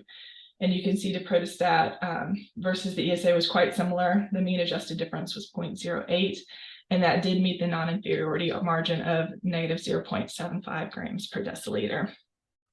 You go to the next slide. A few trial limitations. It wasn't open label design, but a lot of the adjudication, such as for the MACE events, was done by a blinded adjudication committee. There were significant attrition in both groups. About 45% of patients discontinued for reasons other than death. Some of those reasons were things like adverse event, protocol-defined cessation, such as a new cancer diagnosis, pregnancy, rescue therapy for anemia, as well as liver abnormalities, prohibited medications, renal transplant, things like that. About 2/3, as far as applying it to the Medicaid population, about 2/3 of the patients in this study were white, and most of them were on hemodialysis. 15.6% were Black, but that was higher in the US cohort, and then very few were Native Hawaiian or Native American. The ethnicity of Hispanic was not reported in the demographics that I could find, so I'm not sure how they were represented in this particular study.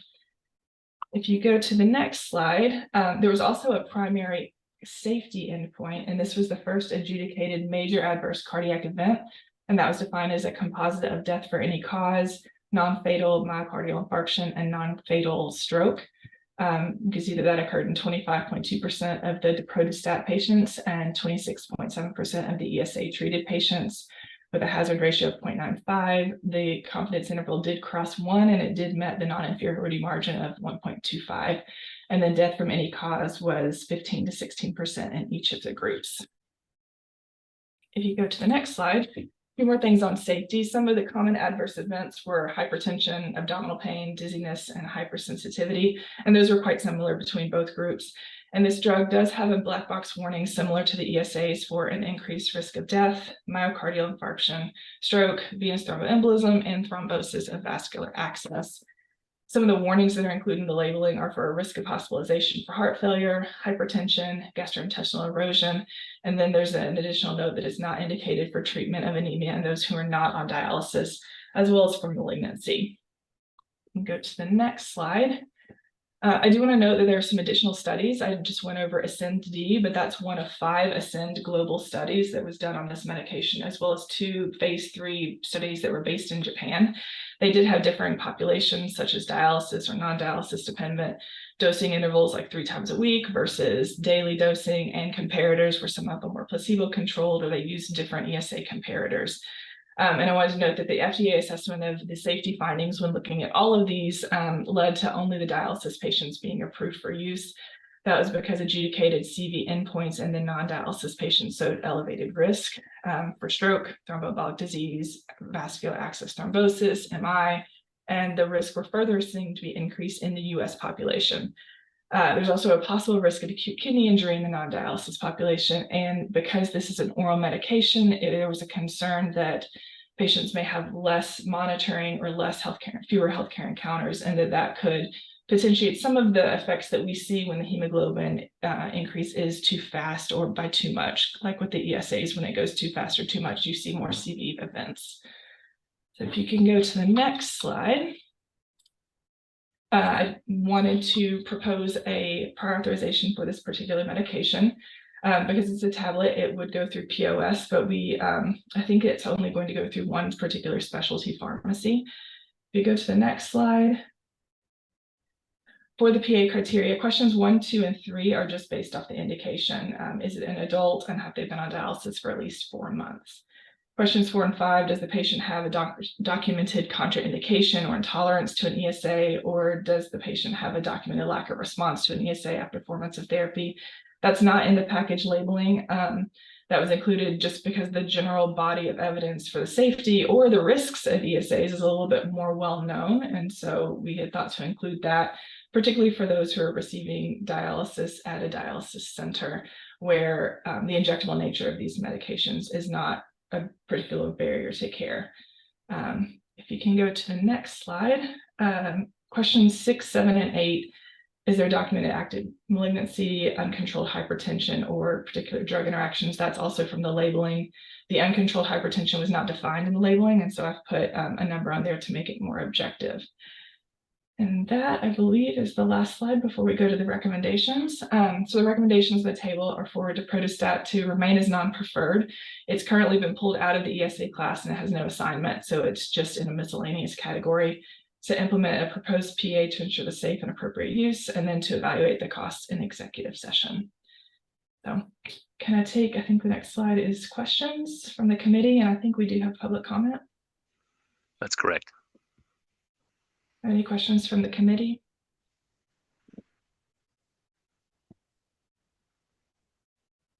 Doesn't sound like it. Good presentation. Again, we do have public comment from a representative from GSK, Craig Sexton. Craig, are you able to unmute your line? Yes, can you hear me? Yep, we can hear you loud and clear. You can probably see the timer up on the screen.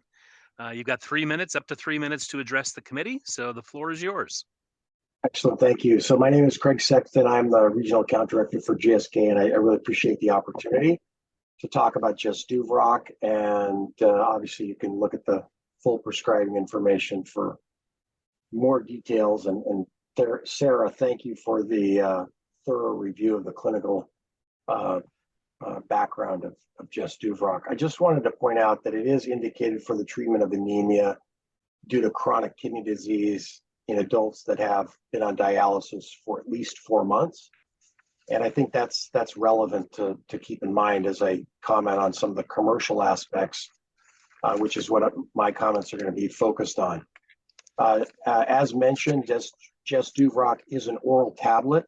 All ESAs are injectable, and this oral tablet can help facilitate more at-home dialysis. Despite being an oral tablet, it has been assigned a HCPCS code and is expected to be billed via the medical benefit across all payer types. It's not expected to be available at the retail pharmacy or through specialty pharmacy. Jasduvroq will be included in the end-stage renal disease prospective payment system, and this Medicare end-stage renal disease program is a national health insurance program for all patients with ESRD, and certainly it's designed to encourage self-care dialysis and to clarify reimbursement procedures to achieve effective cost control. It's GSK's understanding that Medicaid patients that require dialysis will become Medicare eligible regardless of age and will likely migrate to Medicare by the 4th month of dialysis. Just Duvrock is considered part of that renal dialysis service. It's paid for as part of the ESRD bundle, and that does include Just Duvrock for patients receiving dialysis treatment at home, which is also managed by dialysis providers. So the point about oral route could lead to reduced healthcare encounters. Home dialysis patients do still engage with their dialysis provider for all kinds of other things outside of the 3 times a week dialysis. Furthermore, again, Just Duvrock is going to be available only for purchase through authorized specialty distributors. It's not available by specialty pharmacy or retail pharmacy. Only specialty distributors sold to dialysis providers. So this is done specifically to eliminate the opportunity for inappropriate use. So the accessibility of Just Duvrock only to dialysis providers was done specifically to limit the opportunity for use outside of its well-defined indication. So it's for these reasons outlined that GSK believes that establishing a prior authorization with a step edit may not be necessary, create additional barrier to a therapy that may facilitate more at-home dialysis. Thanks for your Thank you, Craig. So just to make sure, you said any member is going to be within Medicare within 4 months, you expect? That's our understanding of the way the migration works in Medicaid members is they move to Medicaid members move to Medicaid. Excuse me, Medicaid members move to Medicare within the first 4 months. That's our understanding. Okay, and then do you expect this to be billed under Medicare Part B? Absolutely, 100% of the time. It's not And in available. that case, copays and deductibles are crossed over to Medicaid for dual eligible individuals. Individuals that were Medicaid are still Medicaid and now are Medicare. So those will be coming to us. So just wanted to understand the complexities there. Sounds like the criteria will only be applied for our members for those first 4 months. But yeah, open up to the committee if you have any other questions for. I would just say it's not indicated for the first 4 months. So that's. So maybe our criteria just be superfluous. It's not going to be applied to any claims. That's my point, is that I don't think it's required. I don't think you're going to get requests for utilization outside of the label, and we wouldn't expect you to approve it. And this could just be a guardrail, a safety net for us. So perfect. Thank you. Okay. Any of the committee members have questions for Craig? All right, turn it back to Sarah just to recap the recommendations. The recommendations on the table are to currently maintain daprodustat as non-preferred, to implement the PA criteria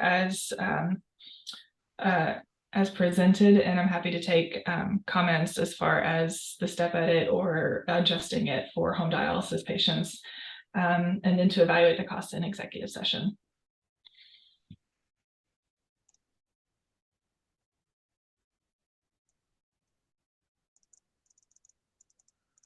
It sounds like this might not be a necessary edit to the criteria, but item line number 6, documentation of active malignancy. It looks like the label is like a little bit more soft and that it's not like an absolute contraindication, and that it's kind of like a theoretical risk given the mechanism of action.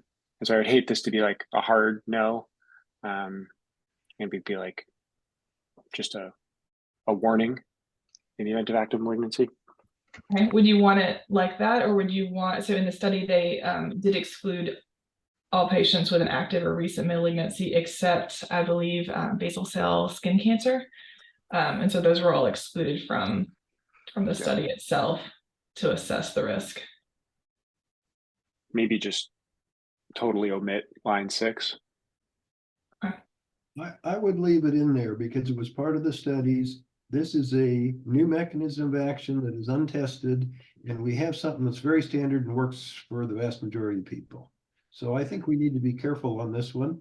And we need to have the safety guard in there in case these people don't get on to Medicare as planned. And if they do, just to clarify as well, if they're a dual eligible and Medicare Part B claim is paid and is crossed over to us, we do not adjudicate those claims with clinical criteria. We pay secondary just to cover that copay and deductible. So criteria wouldn't apply if the Medicare Part B already paid. My only concern that is like an indolent malignancy, like the potential downside of this could be trivial, but I don't feel strongly on this, so I'm okay with leaving line 6. And if it was a case like that, I mean, again, our current process, if it came to being adjudicated, could be denied a reconsideration, and you or an oncologist could make a compelling argument for why it's appropriate. That would be considered and can be approved. Great. I'll motion to approve that. Second? All those in favor? Aye. Aye. Anyone opposed? Abstain. All right, thank you. We are just a few minutes ahead of schedule, but this is the time on the agenda when we had proposed a break. So I think let us take a 15-minute break, and then we'll reconvene to finish up the agenda and go into executive session. All Hey, right. Roger, just a quick question. Yes. How are we looking on quorum? I might have a clinical issue brewing that I may need to run off to, but if we are just barely making quorum, I could make a case to stay. We could, if you needed to step away, we would still have a quorum. So I appreciate the question. So if you need to, just let me know. Okay, cool. Yeah, I'm certainly here for at least another 30, 40 minutes, and then I'll let you know. Thank you. I appreciate that. You bet.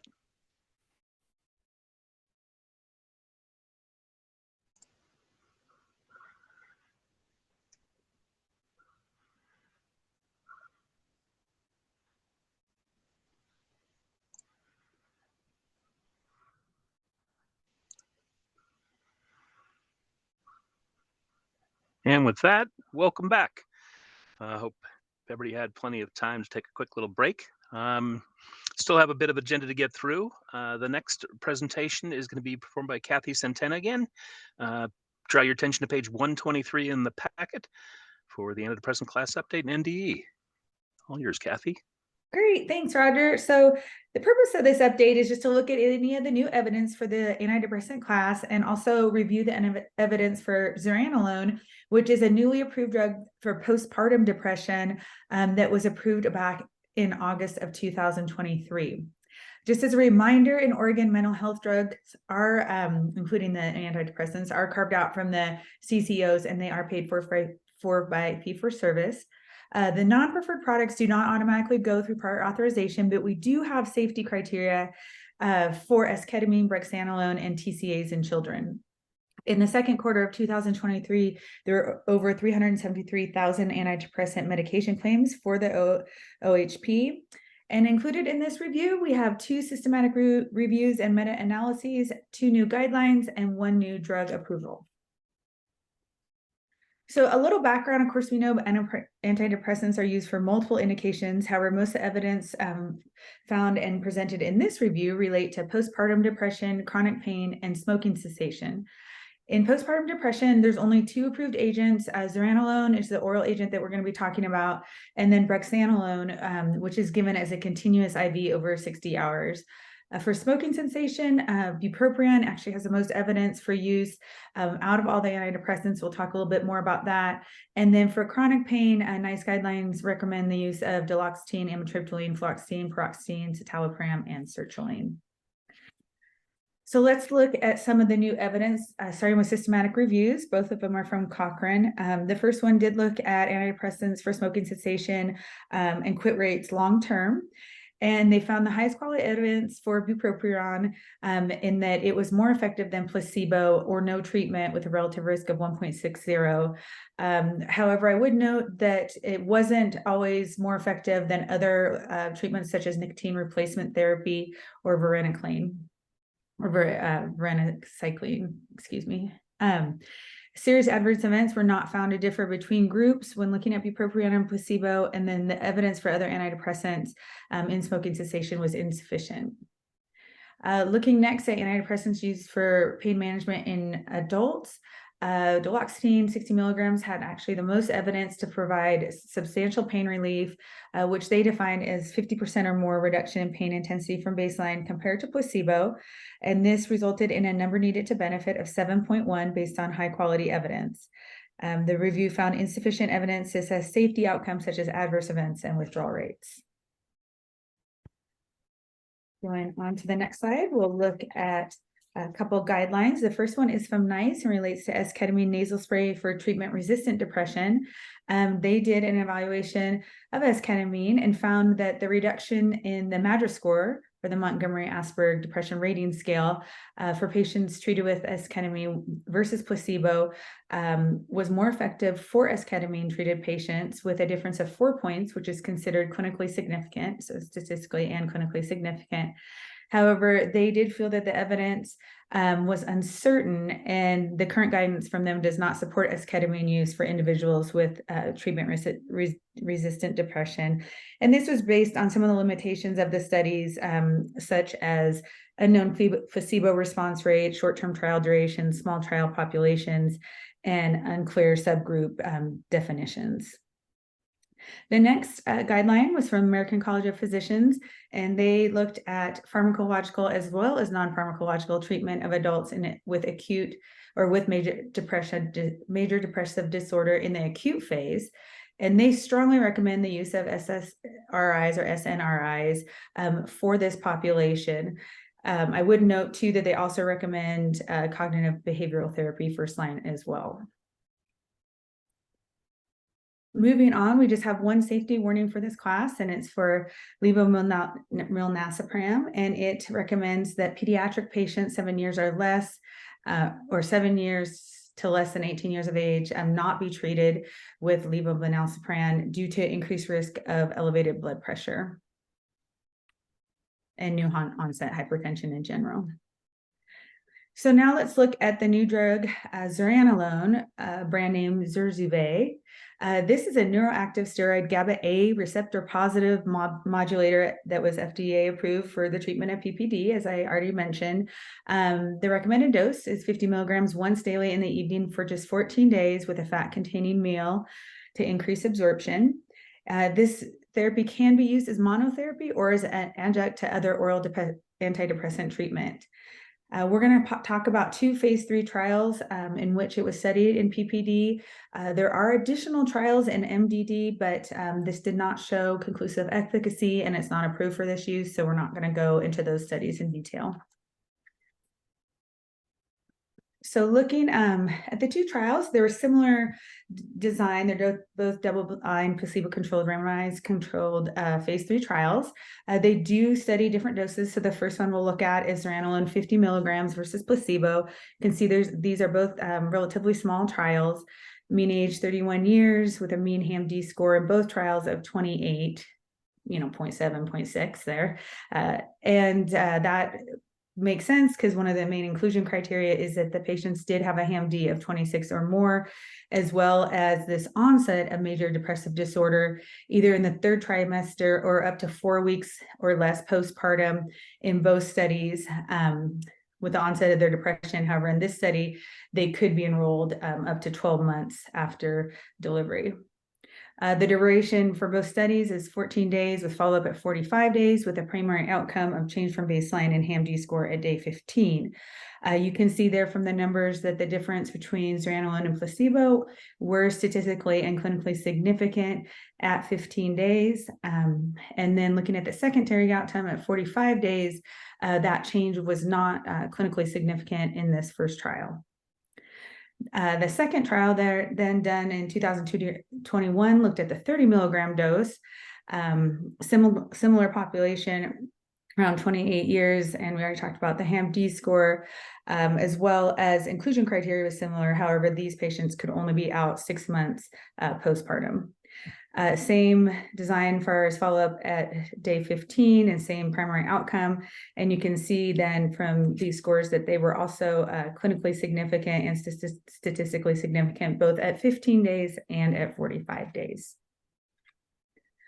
Some limitation to the evidence is that there isn't evidence for more than one treatment course or 14 day course of zuranolone. There was only those 2 small randomized controlled trials to provide evidence for efficacy and safety. The evidence was considered low quality due to unclear or high risk of bias for multiple domains in both of the studies. And then we don't know evidence and efficacy data beyond 45 days. And again, the changes at 45 days that were clinically significant was only demonstrated in the one study. Looking at some safety data compared to placebo, you can see there that zuranolone is most associated with somnolence, dizziness, diarrhea, fatigue, and urinary tract infections. Severe adverse events occurred in 3 to 4% of patients taking zuranolone compared to 1 to 4% in the placebo group. There is also an FDA box warning for driving impairment due to central nervous system depressant effects. So patients should wait at least 12 hours after administration before driving. Additionally, there is a risk of misuse, abuse, and substance use disorder, including addiction with the use of zuranolone, and it does have a DAA schedule of, it's a Schedule 4. So then do you have some recommended safety edits for zuranolone? You can see there, starting with number 1, just asking for the diagnosis. Number 2, if it's an approved indication, so this is only indicated in adults, so those over 18. Asking if the patient has mild to moderate, severe, or moderate to severe postpartum depression. If yes, then asking if the patient has been previously treated with zuranolone for postpartum depression related to their most recent pregnancy. If yes, then we would not approve because that has not been studied. But if no, then it would be approved for a single 14-day treatment course. Moving on, this slide was just included for completeness. There's no changes recommended. So just the brexanolone criteria is very similar. So I included it for that reason, but we don't need to go into that in detail unless the committee members have questions. And then lastly, I wanted to touch a little bit on the esketamine safety edit. So there was only one new guideline identified as high quality evidence for inclusion into this update for esketamine. But I wanted to touch on a few points related to public comment that are going to come up. The first one being there's a request that MDD with suicidal ideation be specifically called out in the criteria. We do have a pathway for coverage for these individuals, as in the studies, these patients were hospitalized. So you can see there in number 3, it asks about continuation after hospitalization, so that it would be approved for that in that circumstance. In July of 2020, esketamine did receive an official indication for MDD-SI, and we reviewed that evidence back in 2021. And that's how we came upon the current criteria. I just want to mention that. And then the second recommendation from public comment was to cover it in patients over 60 or 65 and older. And you can see there in number 4 that we do currently deny it in this population due to the fact that the original studies included individuals 18 to 64. And since those original studies, we have not identified high quality evidence for coverage in this population. But however, literature in this review and previous reviews don't support substantial changes to these safety edits. But of course, we can always look into it further and bring it back at future meetings if that is what the committee prefers. The additional slides are just the rest of the esketamine PA safety edit criteria. However, there are no changes for recommendations for changes. So again, included for completeness, as well as the renewal criteria there, but I won't go over those slides in detail unless there are questions. It looks like Bill has his hand up.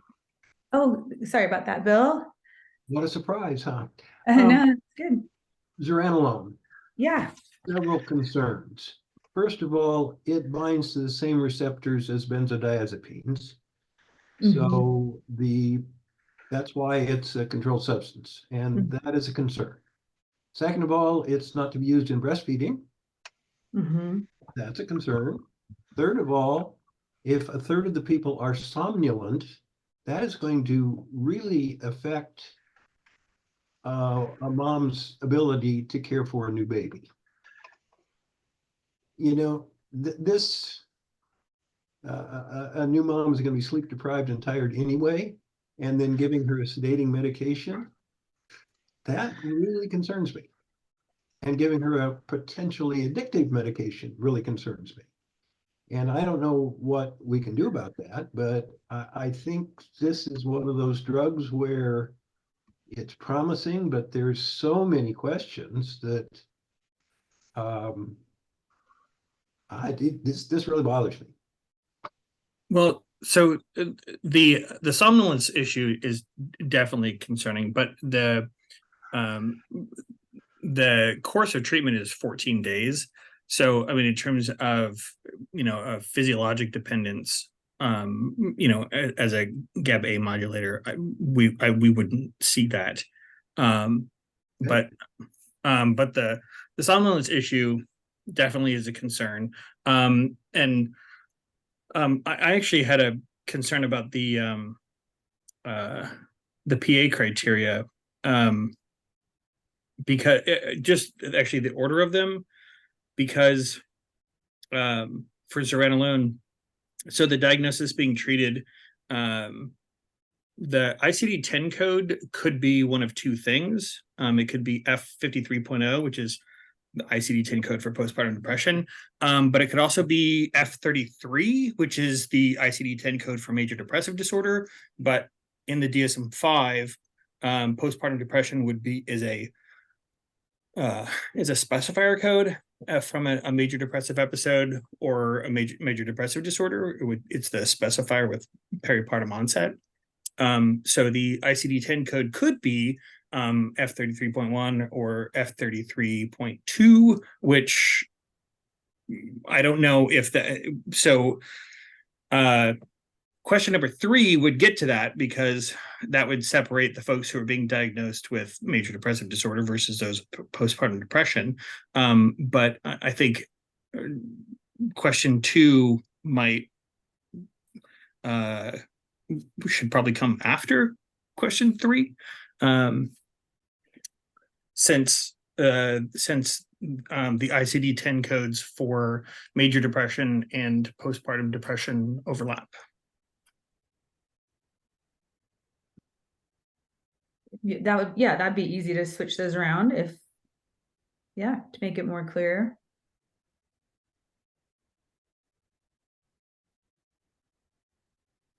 And can I ask a clarifying question on that? Mm-hmm. So your recommendation, if I'm reading into what you said, is that we'd want to cover specifically for postpartum depression, not necessarily just major depressive disorder. Is that accurate? Well, I mean, it's not FDA approved for major depressive disorder, and its its trials were not successful. Yeah. So yeah, I mean, we shouldn't be covering it for major depressive disorder, but in the DSM, major depressive disorder and postpartum depression are the same F code. Okay. So do we need more specificity in this question based on what providers are going to submit on a PA request? I think the majority of your providers are going to submit it under the ICD-10. They're going to search their ICD-10 codes, and it's going to come up with F53, which is postpartum depression. But I think you need to have a way of differentiating the psychiatric providers who are potentially going to put it in under the major depressive disorder F code, F33, because in the DSM, it's just a specifier, which does not change the ICD-10 code. So that's where I guess moving question 3, like switching 3 and 2, because then if they submit it with F33.1, moderate major depressive disorder with the peripartum specifier. Then question 2 would be, does the patient have moderate to severe postpartum depression? Yes. Okay, well, now you know that they're using the major depressive disorder F code with hopefully the peripartum specifier. And then question 3 would be, is this an FDA approved indication? And then it would be yes. Russ, if they put in the code the F33, does that specify if it's moderate or severe? So the F33.1 would be moderate and F33.2 would be severe. Okay. And the postpartum, does it differentiate? Oh, actually, I don't think it does. Let me check. I think it's actually just postpartum in ICD-10. Yeah, no, it does not. So if we left the order the same way, but maybe put a little note underneath question 2 and said maybe the codes that might be appropriate, major depression in a postpartum environment, and then the question 3 would come in to add that specificity for the postpartum depression. Yeah, I mean, as long as it didn't get hung up on F33 being major depressive disorder, then as long as it passed through question 2 with that major depressive disorder ICD-10 code, then yeah, then.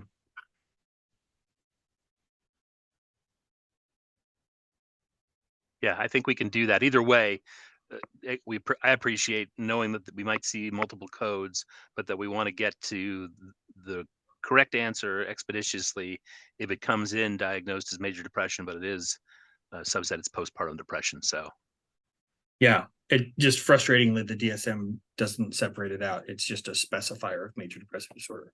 So I think the order that we currently have might be the best, but add some indications just so Land's team knows that it's not a flat out rejection because it says major depression because of the DSM-5. There might be a subset, and so we can maybe try to add some clarifying language in a bullet in number 2 and then keep the order. Yeah, and I think, in terms of denying for medical appropriateness, we may need to be a little bit more sensitive to, or with I don't know. I mean, I'm concerned that some of the folks who may be coming in with that F33 major depressive code may end up getting denied when they need it, but and are appropriate. Yeah, but would be appropriate. Okay. Great point. Yeah. And then I know it's not FDA approved for multiple retreatments, but like a third of people in the MDD trials needed retreatment. So I mean, I appreciate that it's not FDA approved, but I mean, I think that's perhaps a failing on the part of the FDA indication. But I mean, and they only followed them for 4 weeks, and in the MDD trials, they did a late stage study where they followed people for a year, and yeah, like 30% of people needed more than one course of treatment. But I guess that's not our problem. It's my problem as a psychiatric provider, but it's not covered by the FDA approval as far as I can tell. I mean, I don't actually see anything in the FDA approval that says that it can't be done more than once.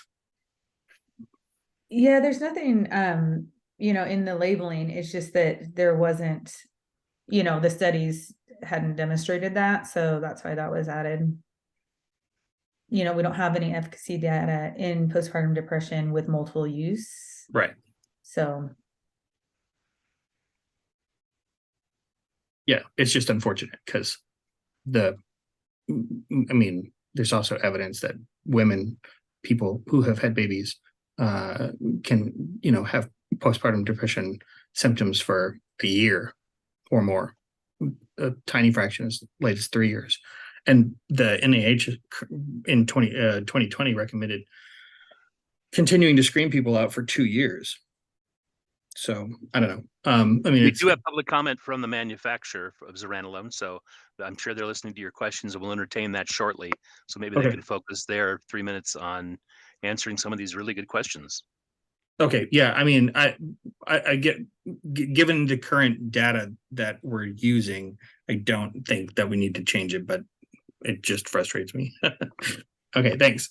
Hey, Roger. I had a comment, but it's about the S-ketamine. Do you want me to wait until after we hear a public comment from the manufacturer? We have public comment on S-ketamine as well. Ooh, So I go have a ahead. comment on esketamine as well, because in Okay. Salem, our hospital doesn't initiate esketamine. Just something maybe to consider. It's not anything that we have to do or talk about later, but I think that there may be data in that over 65 population that from the VA, because I believe that they do use it in over 65 in that population. And so just next time you're looking at it, I know that VA guidelines are not necessarily literature that we can use, but it might be worth taking a peek or reaching out to colleagues at the VA, because I think in their most recent guidelines, they actually do use S-ketamine and remove the age restriction. So just something to consider. Yeah, appreciate that. Russ, you had one as well? Well, yeah, so I mean, the public comment about suicidal ideation, I think at least in the Salem area is well founded, because our hospital does not do esketamine initiations. So there, I think we still need a pathway for folks to get covered. And suicidal ideation is obvious. I mean, my only concern here is that suicidal ideation is much more common than most people think. And so it would open us up to covering a lot more folks with a drug that has not amazingly great efficacy data. But I mean, I certainly would not want to deny it to somebody who does have suicidal ideation who would improve from it. So, I mean, I do think we need to include that,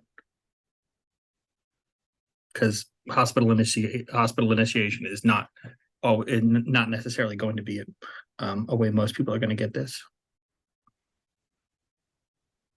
Appreciate the comments. Kathy, any feedback or questions for Russ or Stacy?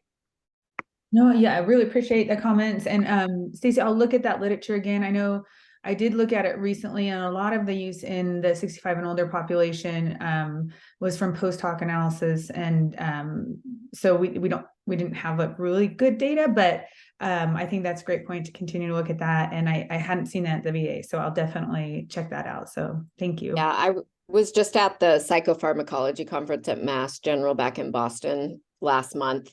And so a lot of the stuff that we're talking about is like bringing, oh yeah, we learned about that. But a lot of what they talk about is not published. And so it's not necessarily things that we can consider. But all of the zuranolone and S-ketamine, there is more data coming. It's just not published currently. So. Okay, thank you. Any other questions for Kathy before we entertain public comment? Or anything else you need to present, Kathy, before I call upon our first presenter? No, just the recommendations after we discuss it. So no, that'd be great. Linda Finch, come on down. Linda is a representative of Biogen, manufactures zuranolone. Are you able to unmute your line? I have. Can you hear me? Yep, hear you loud and clear, and the floor is yours. Okay, great. Thank you. And thanks for the questions. I will try to address them as I go through the testimony. So I'm Linda Finch. I'm a medical account director for Biogen. They're the manufacturer of Zurzuvae or zuranolone. As mentioned, this was approved by the FDA back in August for the treatment of adults with postpartum depression. And it is the first oral medication approved to treat postpartum depression. It is a neuroactive steroid, and it acts as a positive allosteric modulator of the GABA A receptor. I do want to mention it is differentiated from benzos. It binds to a different binding site, and it binds to both synaptic and extrasynaptic GABA A receptors. It also has different mechanism of action. It upregulates the GABA A receptors and has effects on the neuronal network. So it is not the same as a benzodiazepine. It for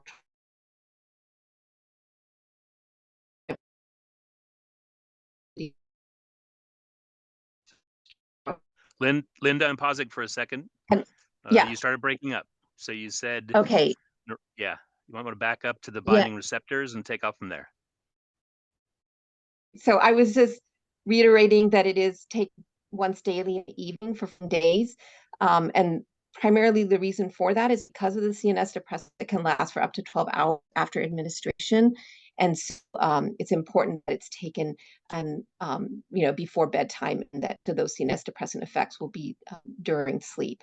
Of course, for sake of time, you're aware of the full warnings and precautions in the PI.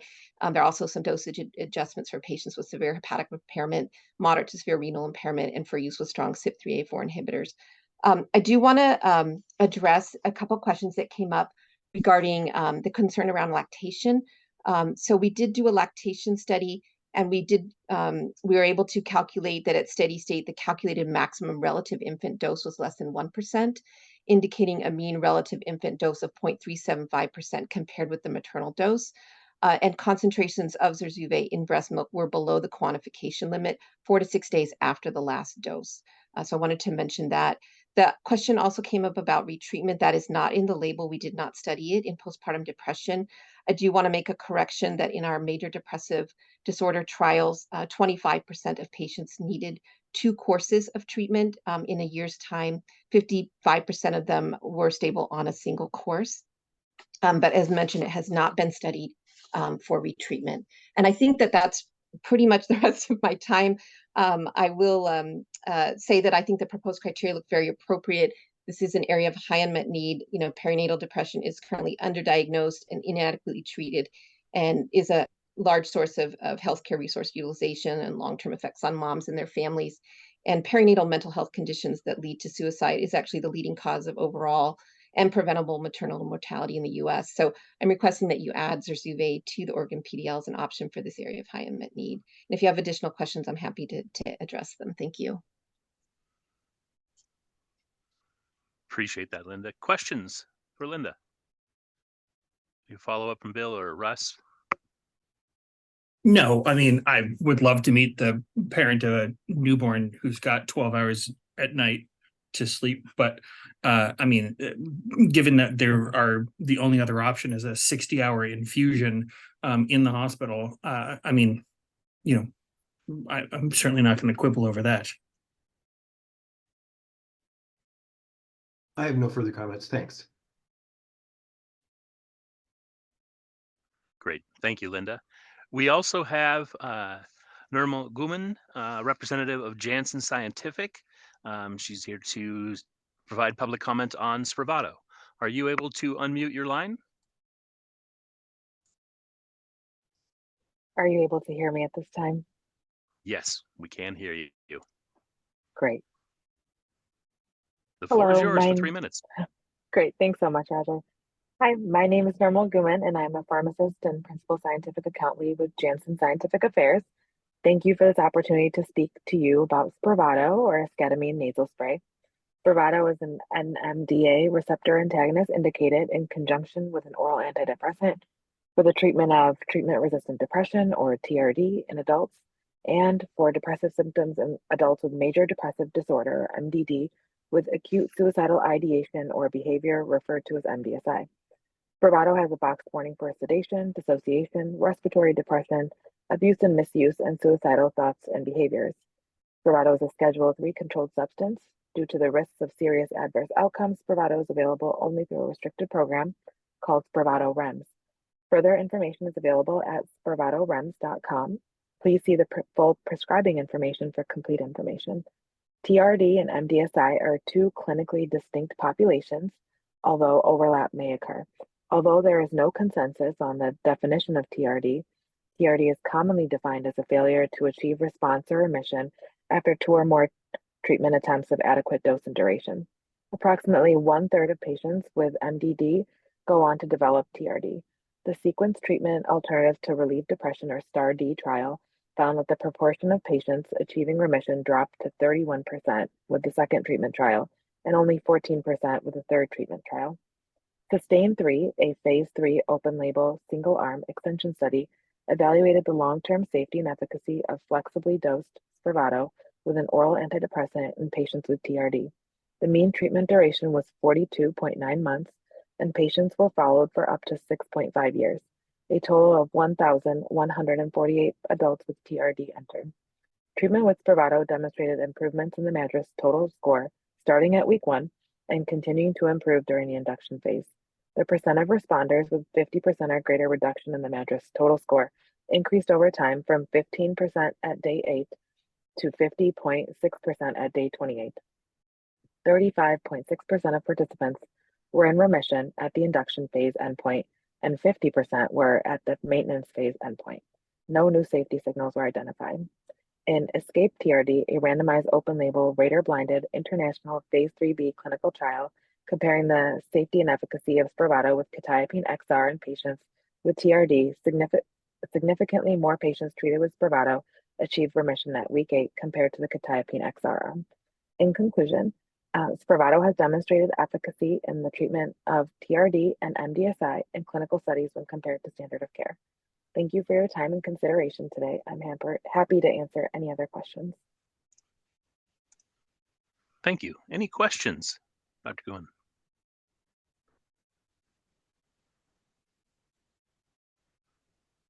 All right, thank you. Recommendations are back up on the screen in front of you. Yeah, so the recommendations are no changes to the preferred drug list based on the review of the evidence, and to implement that safety edit for zuranolone to ensure that it's used appropriately, and then evaluate costs in executive session. Are there any other questions though, or discussion after public comment?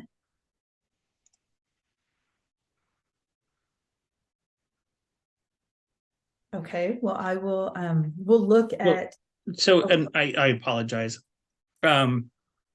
So with esketamine, the FDA indications are treatment resistant depression, and then major depressive disorder with acute suicidal ideation.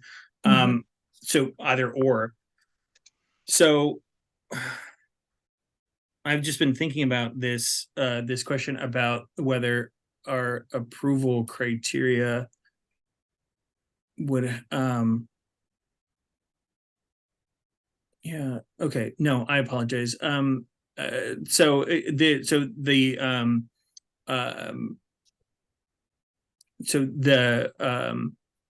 same issue would come up with this, which is the diagnosis being treated would again be major depressive disorder, an F33 diagnosis, which would be an approved indication because everyone who gets it is going to have that diagnosis.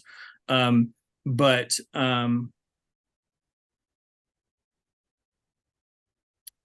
we don't have. But then question 5 says, does the patient have treatment-resistant depression, which is not the only indication, right? So if the answer is no, it gets denied.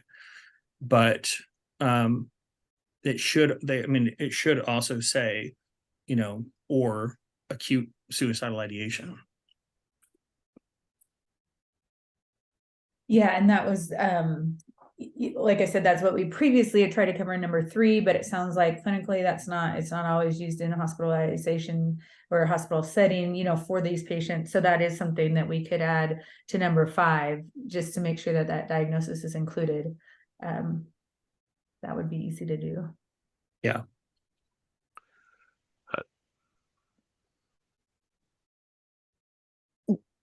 One alternate thing that we could do is take a recommendation back to develop criteria for esketamine for suicidal ideation in the outpatient setting.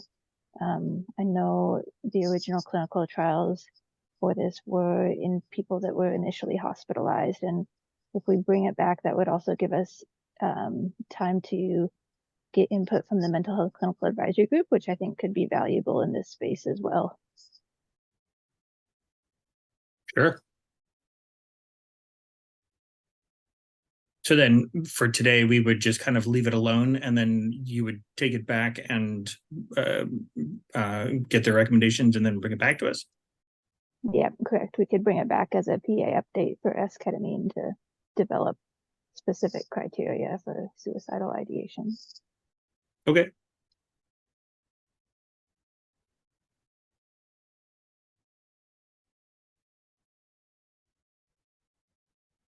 Other questions or comments on the recommendations and the criteria in front of you?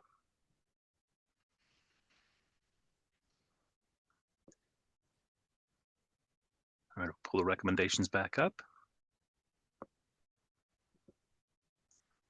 Again, no PDL changes are recommended based on the review of the evidence.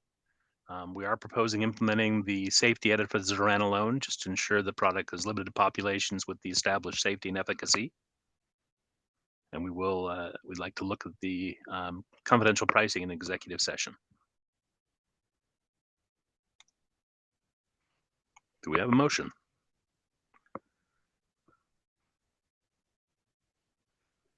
So moved. Second. Thank you, Russ. Thank you, Doug.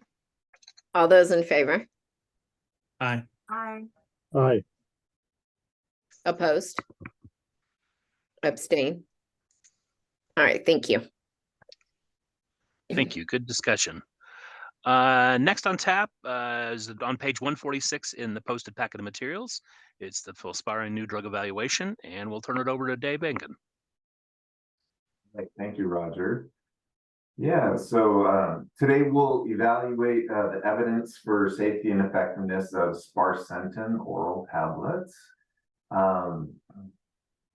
It was approved under the FDA accelerated approval pathway in February 2023 for the treatment of immunoglobulin A, IgA nephropathy. Next slide, please. Just a brief background. So IgAN is an immune-mediated progressive glomerular disease and a common cause of chronic kidney disease and end-stage renal disease worldwide. There's no known cure for IgAN, and up until now, treatment has generally been supportive and designed to protect against further renal decline. The treatment generally includes blood pressure control and optimized ACE inhibitor and ARB therapy for kidney protection. And then in addition, lifestyle modifications are employed to control weight, reductions in sodium intake, and then there's, of course, an emphasis on smoking cessation. Next slide, please. So IgAN is definitively diagnosed via kidney biopsy, and proteinuria and GFR are routinely assessed to monitor the progression of disease. There's other validated tools that may be employed. There's something called the IgAN prediction tool, and there's an Oxford histological data that can be used that helps monitor the risk of IgAN progression, but it's typically not used by itself. Let's look at the new drug. Next slide, please. So one of the latest IgAN therapies for it's a new drug agent called sparsentan. It recently obtained FDA approval, as I said, through the accelerated pathway on the condition that post-marketing studies confirm a clinical benefit. So it's formally approved FDA indication. It's for the treatment of adults with primary IgAN at risk of rapid disease progression, and that's generally with the urine protein to creatinine ratio, abbreviated UPCR, of greater than or equal to 1.5. So sparsentan, it functions as a dual endothelin receptor antagonist and angiotensin receptor blocker, which is hypothesized to reduce proteinuria and attenuate glomerular injury by reducing inflammatory cytokine response and the formation of immune complexes that's common in IgAN patients. Let's look at the trial. Next page. So its clinical efficacy, it was studied in the PROTECT trial. PROTECT was a multi-center, active controlled double-blind phase 3 RCT, sparsentan versus irbesartan,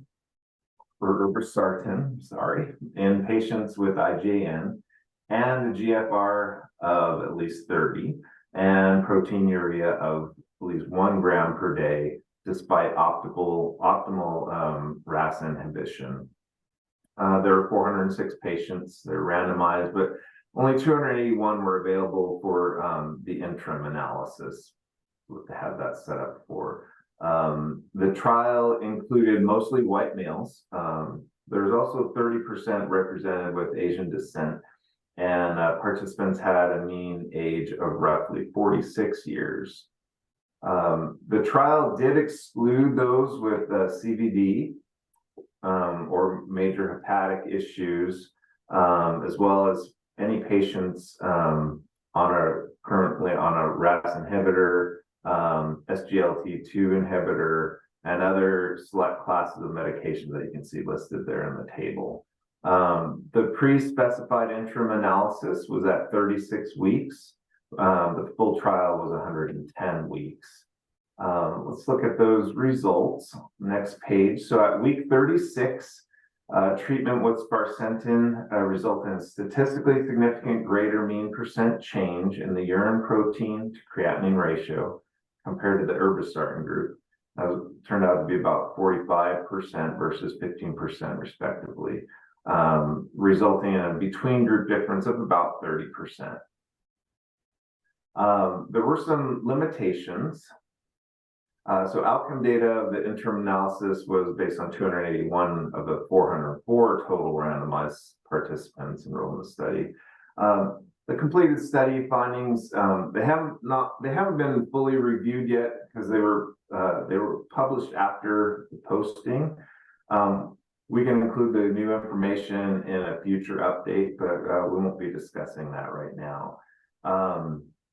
The participants were generally older than might be expected for a condition that's typically diagnosed at a younger age. So it's possible there's more late disease representation in this population. Also, between group comparisons using a standard risk prediction tool was not available. And there was exclusion criteria for participants with hepatic issues and CVD, and those with GFRs below 30. So safety and effectiveness of this agent is uncertain in people with these complications or those additional risk factors. I can look at the safety assessment, next page. You can see edema, hypotension, dizziness were fairly common.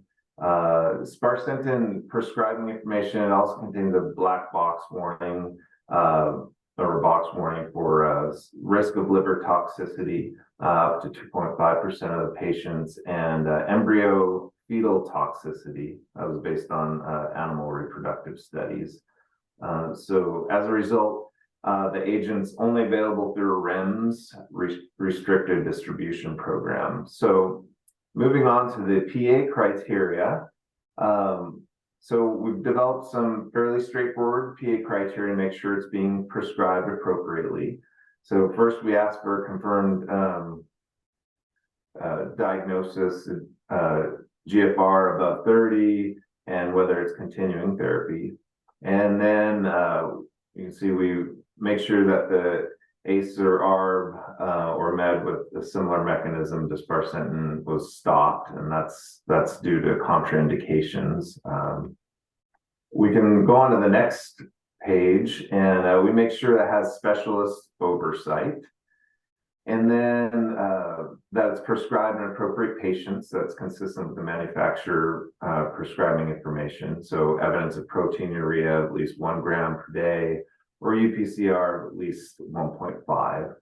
And then lastly, we want to make sure that proper standards of care have been followed before introducing the agent. So now once again, the agent has REMS criteria that must be adhered to. So There's routine liver function monitoring that's monthly for the first year and 3 months after, and that type of thing, as well as pregnancy risk assessments. So that's all part of the REMS. But then for renewal, we asked to see evidence of stabilization or improvement. So yeah, that's it in a nutshell. So I guess before we move on to our recommendations, well, I will say we were going to implement prior authorization to ensure safe and appropriate use. But first, let's go ahead and we can address any questions that you have, or I believe there might be somebody ready for public comment.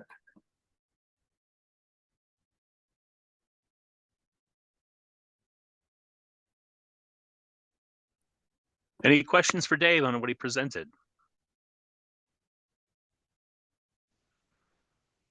All right, hearing none, we do have Dr. Basmina Parmaktiar. I hope I didn't say your name totally inappropriately.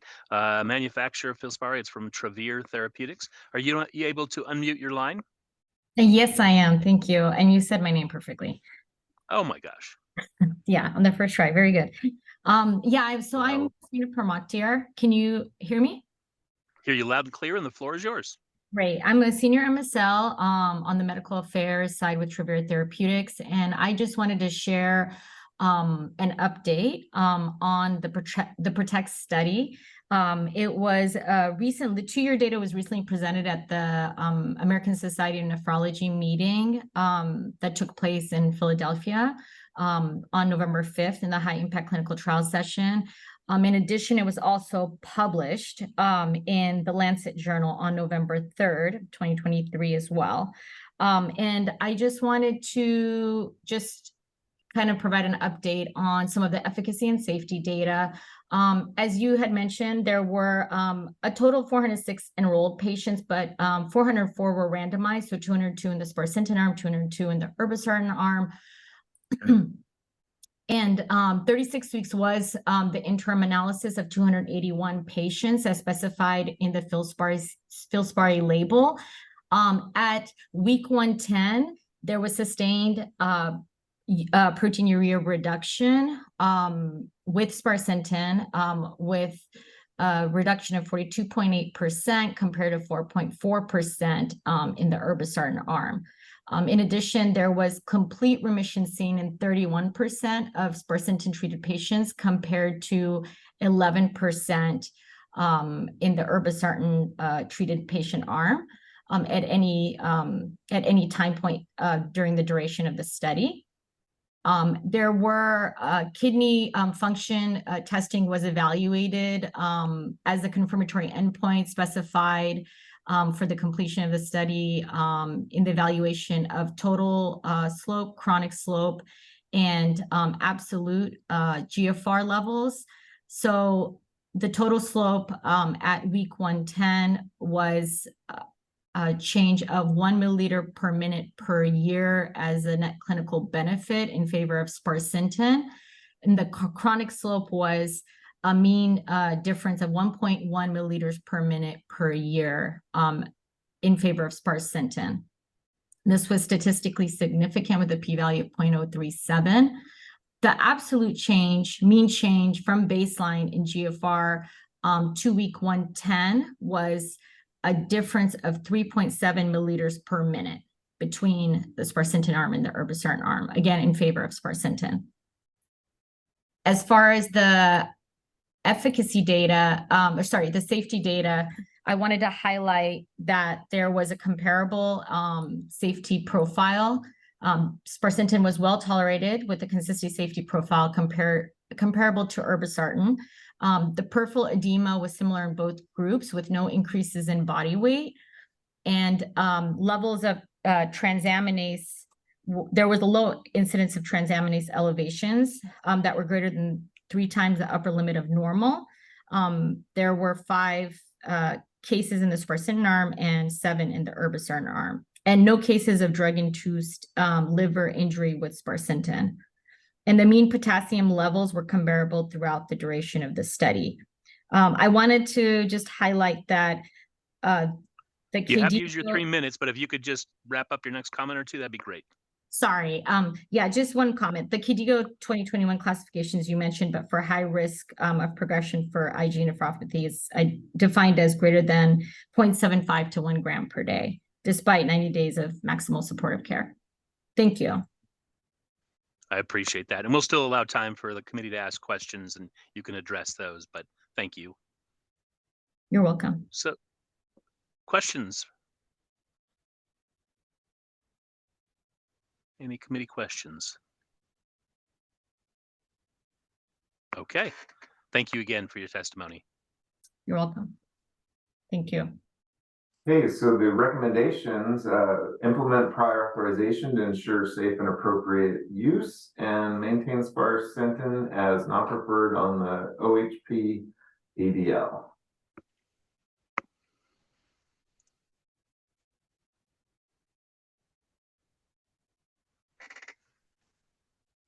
And did you have PA criteria we bringing up, Dave? Or did we already go through that? I guess we did. We already went through that. Yeah, I'm sorry. I was on break again, apparently. No problem. Questions from the committee, or we'll entertain a motion to approve? Move to approve. Thank you, Bill. Do I hear a second? Second. Thank you, Doug. All those in favor? Aye. Right. Aye. Opposed? Abstain? Thank you. All right, our final topic of the day is found on page starting on 160 in the packet of materials, and we will turn it back over to Kathy Centena. Great, thanks, Roger. So yeah, we're going to talk about antifungals now for a little bit.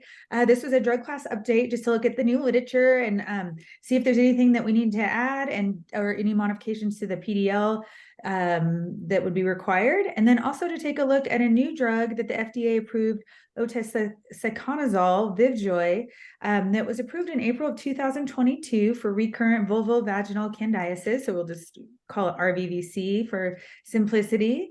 So evidence for efficacy and safety will be presented for that as well. In this guideline, we have one systematic review and meta-analysis, one new guideline, and one NDE to discuss.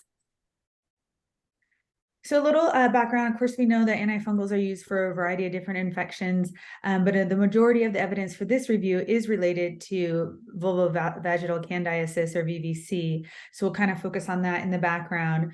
As we know, C. albicans is the most common organism implicated in VVC, in which about 80 to 90% resolve with the use of an azole antifungal. Acute treatment recommendations includes the use of topical clotrimazole, miconazole, tioconazole, butoconazole, and terconazole.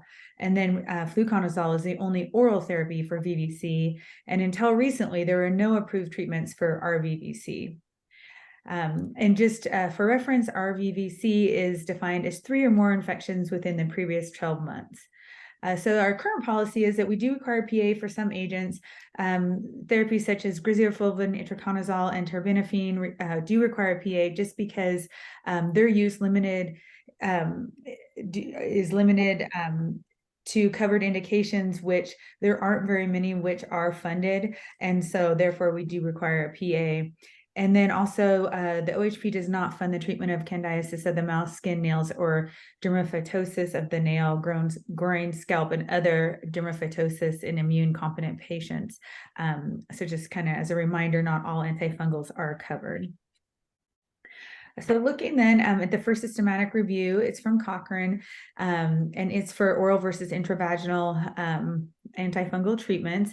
And they did find that there was moderate quality evidence that both oral and intravaginal therapies do have similar clinical cure rates. So we're looking at signs and symptoms. They were similar in that respect in the short term. However, in the long term, oral therapies had a higher mycological cure rate compared to intravaginal treatments, as well as in the short term, and that was based on moderate quality evidence. And then looking at the high quality guideline that was included, that was from the CDC on sexually transmitted infections. And in 2021, they did make recommendations for the treatment of VVC and RVVC. And those are outlined and detailed in Table 1 on page 120 or 164 in your packet, if you're interested in looking at those more closely. But azole antifungals were, sorry, did someone have a? Okay, azole antifungals were recommended for acute treatment. However, there was no preference for one therapy over another recommended by the guideline. And then we'll look at the safety warnings. There were quite a few. The first couple are for drug interactions. So with fluconazole, it's recommended that if it is used with Ivacaftor or lurasidone, that those concentrations can be increased and that reduced doses might be needed.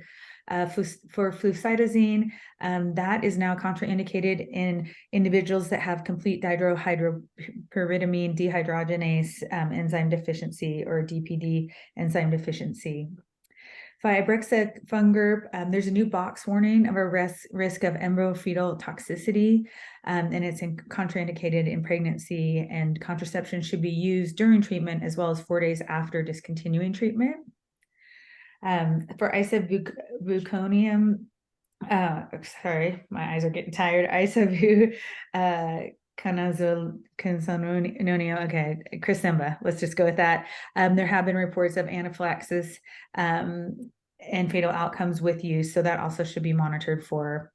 For itraconazole, it is recommended that it not be administered with venticlax, as well as posaconazole has the same warning. So that is a new box warning and contraindication. For tinazole and metronidazole and fexinidazole, there's a new warning against people that have Calcaine syndrome, that there's been reports of irreversible hepatotoxicity and acute liver failure, so it should be avoided in that population. And then lastly, for voriconazole, there's been new warnings of photosensitivity reactions. Moving on to the new drug, oteseconazole. This is a selective inhibitor of fungal linosterol demethylase, the enzyme that is required for fungal growth. The FDA-approved indication is to reduce the incidence of RVVC in females with a history of RVVC and are not of reproductive potential. Oteseconazole can be used as induction therapy with fluconazole, or induction and maintenance therapy, or just as maintenance therapy with fluconazole. And we'll look at those studies and show you how those were dosed. So the first study is Ultraviolet, and that was a double-blind, multi-center phase 3 randomized controlled trial. Actually, both of these trials were. So this first one looked at using oteseconazole as induction therapy. So they were given, it was given for 3 days there. You can see different dosing regimens, and then once weekly for 11 weeks. Versus fluconazole for induction therapy for 3 doses, and then placebo for 11 weeks. There are 219 participants in this trial with a mean age of 35 years and 40% with infected with C. albicans. They all did have a history of RVVC, and they did not have any other vaginal infections. So the treatment included the 2-week induction phase and then followed by that 11-week maintenance phase. The primary outcome was the proportion of patients with 1 or greater culture verified acute VVC episode through week 50. And what they found is that oteseconazole was more effective than the fluconazole placebo regimen in preventing recurrent or VVC infections. The second trial is similar in design. However, as I mentioned, they used oteseconazole as a maintenance therapy with all patients using fluconazole for induction therapy. So this one was dosed at 150 milligrams daily for 7 days, and then just once a week for 11 weeks. There's 652 patients in this trial, mean age of 34 years, and about similar percent, a little bit higher percent infected with C. albicans. Again, same inclusion criteria as the prior study. And again, treatment induction phase for 2 weeks, and then for the maintenance phase for 11 weeks. The primary outcome, again, was the percent of patients with 1 or greater culture verified acute VVC out through week 48 in this trial. And they did find in these trials, because these were they did include 2 trials in this one publication with that had the exact same study design. So they did find that in both these trials that oteseconazole was more effective than placebo for preventing acute VVCs. There were some trial limitations. We don't have any evidence of repeated courses of oteseconazole after that 14 weeks of therapy. And there is insufficient evidence on the use of oteseconazole in women with comorbidities that predispose them to RVVC. So diabetic patients, patients with HIV and things like that, those type of comorbidities were excluded from the trials. And again, these were smaller trials with a limited number of patients and limited trial durations. So the most common adverse effects experienced with this drug were headache and nausea. There also was increased blood creatine phosphokinase levels, dyspepsia, hot flush, dysuria, menageria, and vulvovaginal irritation reported in 2% or less of people treated with oteseconazole. And oteseconazole may cause fetal harm based on animal study, and it is contraindicated in those of reproductive age. So we did recommend some PA criteria, again, asking for the diagnosis.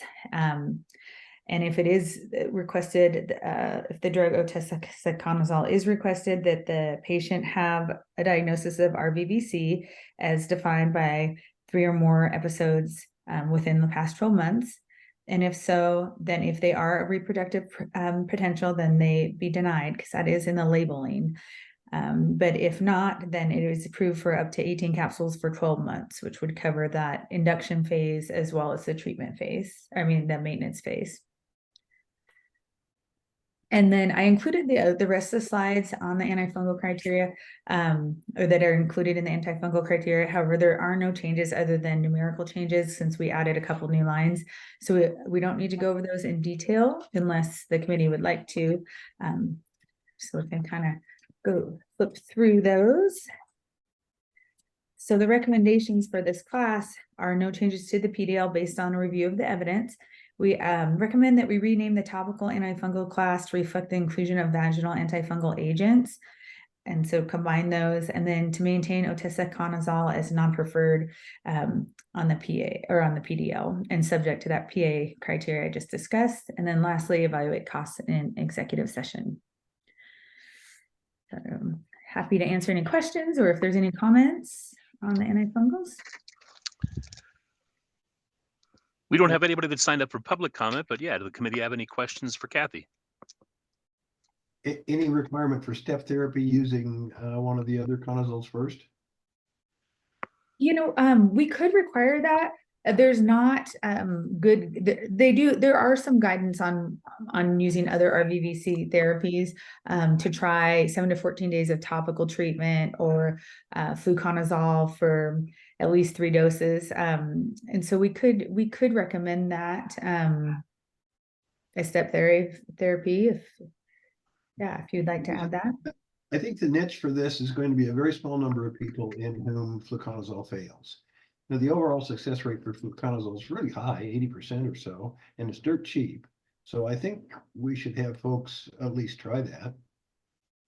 And there will be a small number who need this drug, but I think the vast majority of folks are going to do fine with perhaps a prolonged or repeated treatment with fluconazole. This goes back to the least costly treatment concept. Yeah, I think that's a great comment. Would you like it specified in the criteria that they try a certain number of either topical or oral and a certain number before receiving it, or just a trial with either or? The guidelines recommend both as options. Well, but with the recurrent, I guess you could use the topical for 14 days, but I agree with Bill. It makes complete sense to have them step through something else. And I guess it could be either or, although I think for recurrent, isn't oral fluconazole more effective than topical?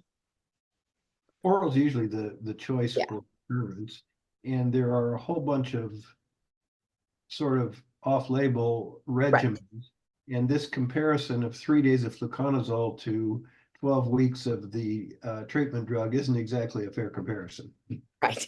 Right. Well, yeah, because if you Yeah. did 3 days of fluconazole and then weekly fluconazole for the same time period, I'm guessing you would end up with very comparable results. Mhm.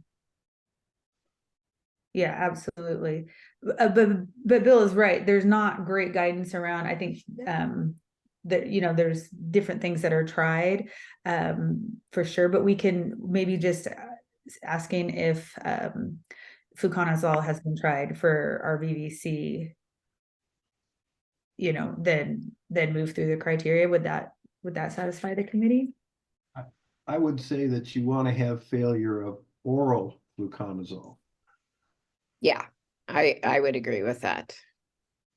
And then this may be not, I don't know that this is a thing that we can put anywhere other than just like a recommendation or something. But treating the partner or using some sort of barrier protection during treatment certainly prevents the recurrence of infection. And I think that gets not, we don't talk about that quite as often as we should. And at least in our practice setting, a lot of the recurrent infections really are reinfection because the partner hasn't been treated.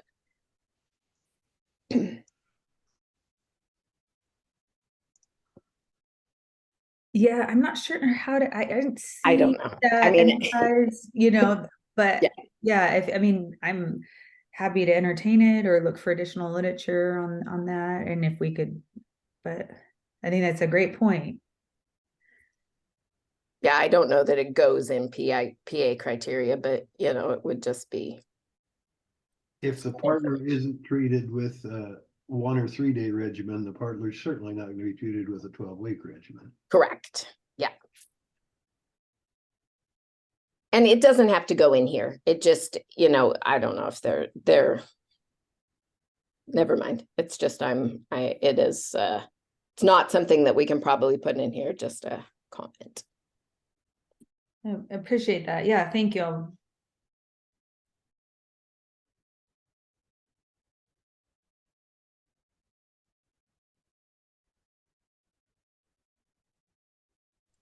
Other questions or comments?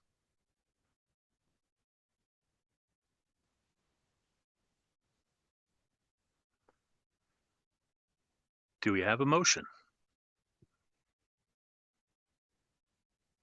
So moved. Second. All those in favor? Aye. Aye. Aye. Opposed? Abstain? Thank you. Well, that concludes the information that we need to present. We are going to break off into a breakout room to discuss confidential pricing. I need to read an announcement, and then we will adjourn to the breakout room. No decisions will be made there, but we'll reconvene back out here before we make any final recommendations. So the P&T committee will now meet in executive session for the purpose of consideration of information or records that are exempt from disclosure by law. The executive sessions held pursuant to ORS 192-6602F and ORS 414-356-1 and 2, which allows the committee to meet in executive session to discuss reviewing confidential drug pricing information, including substantial cost differences between drugs within the same therapeutic class, that's necessary for the committee to make final recommendations or to comply with the requirements of ORS 414-353. Representatives of the news media and designated staff shall be allowed to attend the executive session. All other members of the audience are not permitted to attend. Representatives of the news media are specifically directed not to disclose any of the deliberations during the executive session, except to state the general subject of the session as previously announced. No decision may be made in executive session. At the end of the executive session, we will return to open session.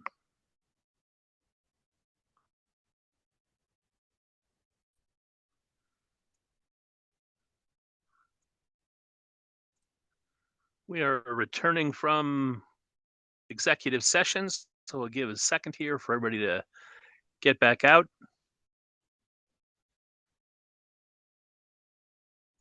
All right, I was just doing a head count. And for the committee members, if you can take yourself off mute, we've got our quorum, but want to prepare for recommendations after executive session.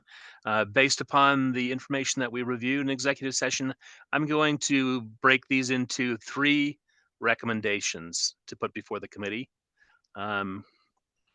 The first recommendation is in regards to the topical moisturizer class. The recommendation after review and executive session is to cover creams, lotions, ointments.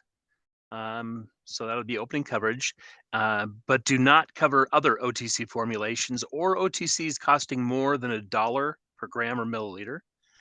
Also, to make moisturizers preferred if they cost less than 5 cents per gram or milliliter.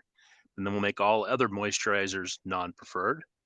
And then until they're reviewed by the committee, new products will be added as non-preferred or non-covered based on the current recommendations that you had approved earlier. Any questions about the recommendation, or do we have a motion to approve? Move to approve. Second. All those in favor? Aye. Aye. Opposed? Abstain? Thank you. Now I'm going to lump the next couple recommendations. So in the case of the erythropoiesis stimulating agents, recommendation is to make no changes to the PDL. For the Jesduvarok, we already in open session for clinical reasons had recommended that be non-preferred. No other changes are recommended there. And for the antidepressant class, the recommendation was to make no other changes to the PDL. So let's take those lumped together, unless there's any questions, discussion. Move to approve. Second. All those in favor? Aye. Aye. Opposed? Abstain? Thank you. And finally, for the oral and topical antifungal class update, the recommendation is to make no changes to the oral antifungal agents and to make the turconazole suppositories, butaconazole, miconazole 1 kits, and miconazole 3 kits and suppositories non-preferred, and to make all other vaginal formulations preferred. So moved. Second. All those in favor? Aye. Aye. Opposed? Abstain? Thank you. How appropriate. Our departing members, Bill and Robin, made the final motion and second. So again, you have provided such great value to the OHA. We thank you all. That concludes our December P&T meeting. The next meeting will be in 2024 on February 1st. Again, can't thank you enough. And as we start to nail that down a date to gather to look at pictures perhaps and celebrate, we'll share that with the rest of the committee and clearly, obviously, with the staff, so we can go enjoy some quiet celebration time with Bill. But That'd be wish you awesome. all the best, Bill. Thank Yep, you. thank you, Bill and Robin. Thank you guys both very much. Happy holidays. Happy holidays. Happy holidays, everybody. Thank you. Bye-bye. Bye.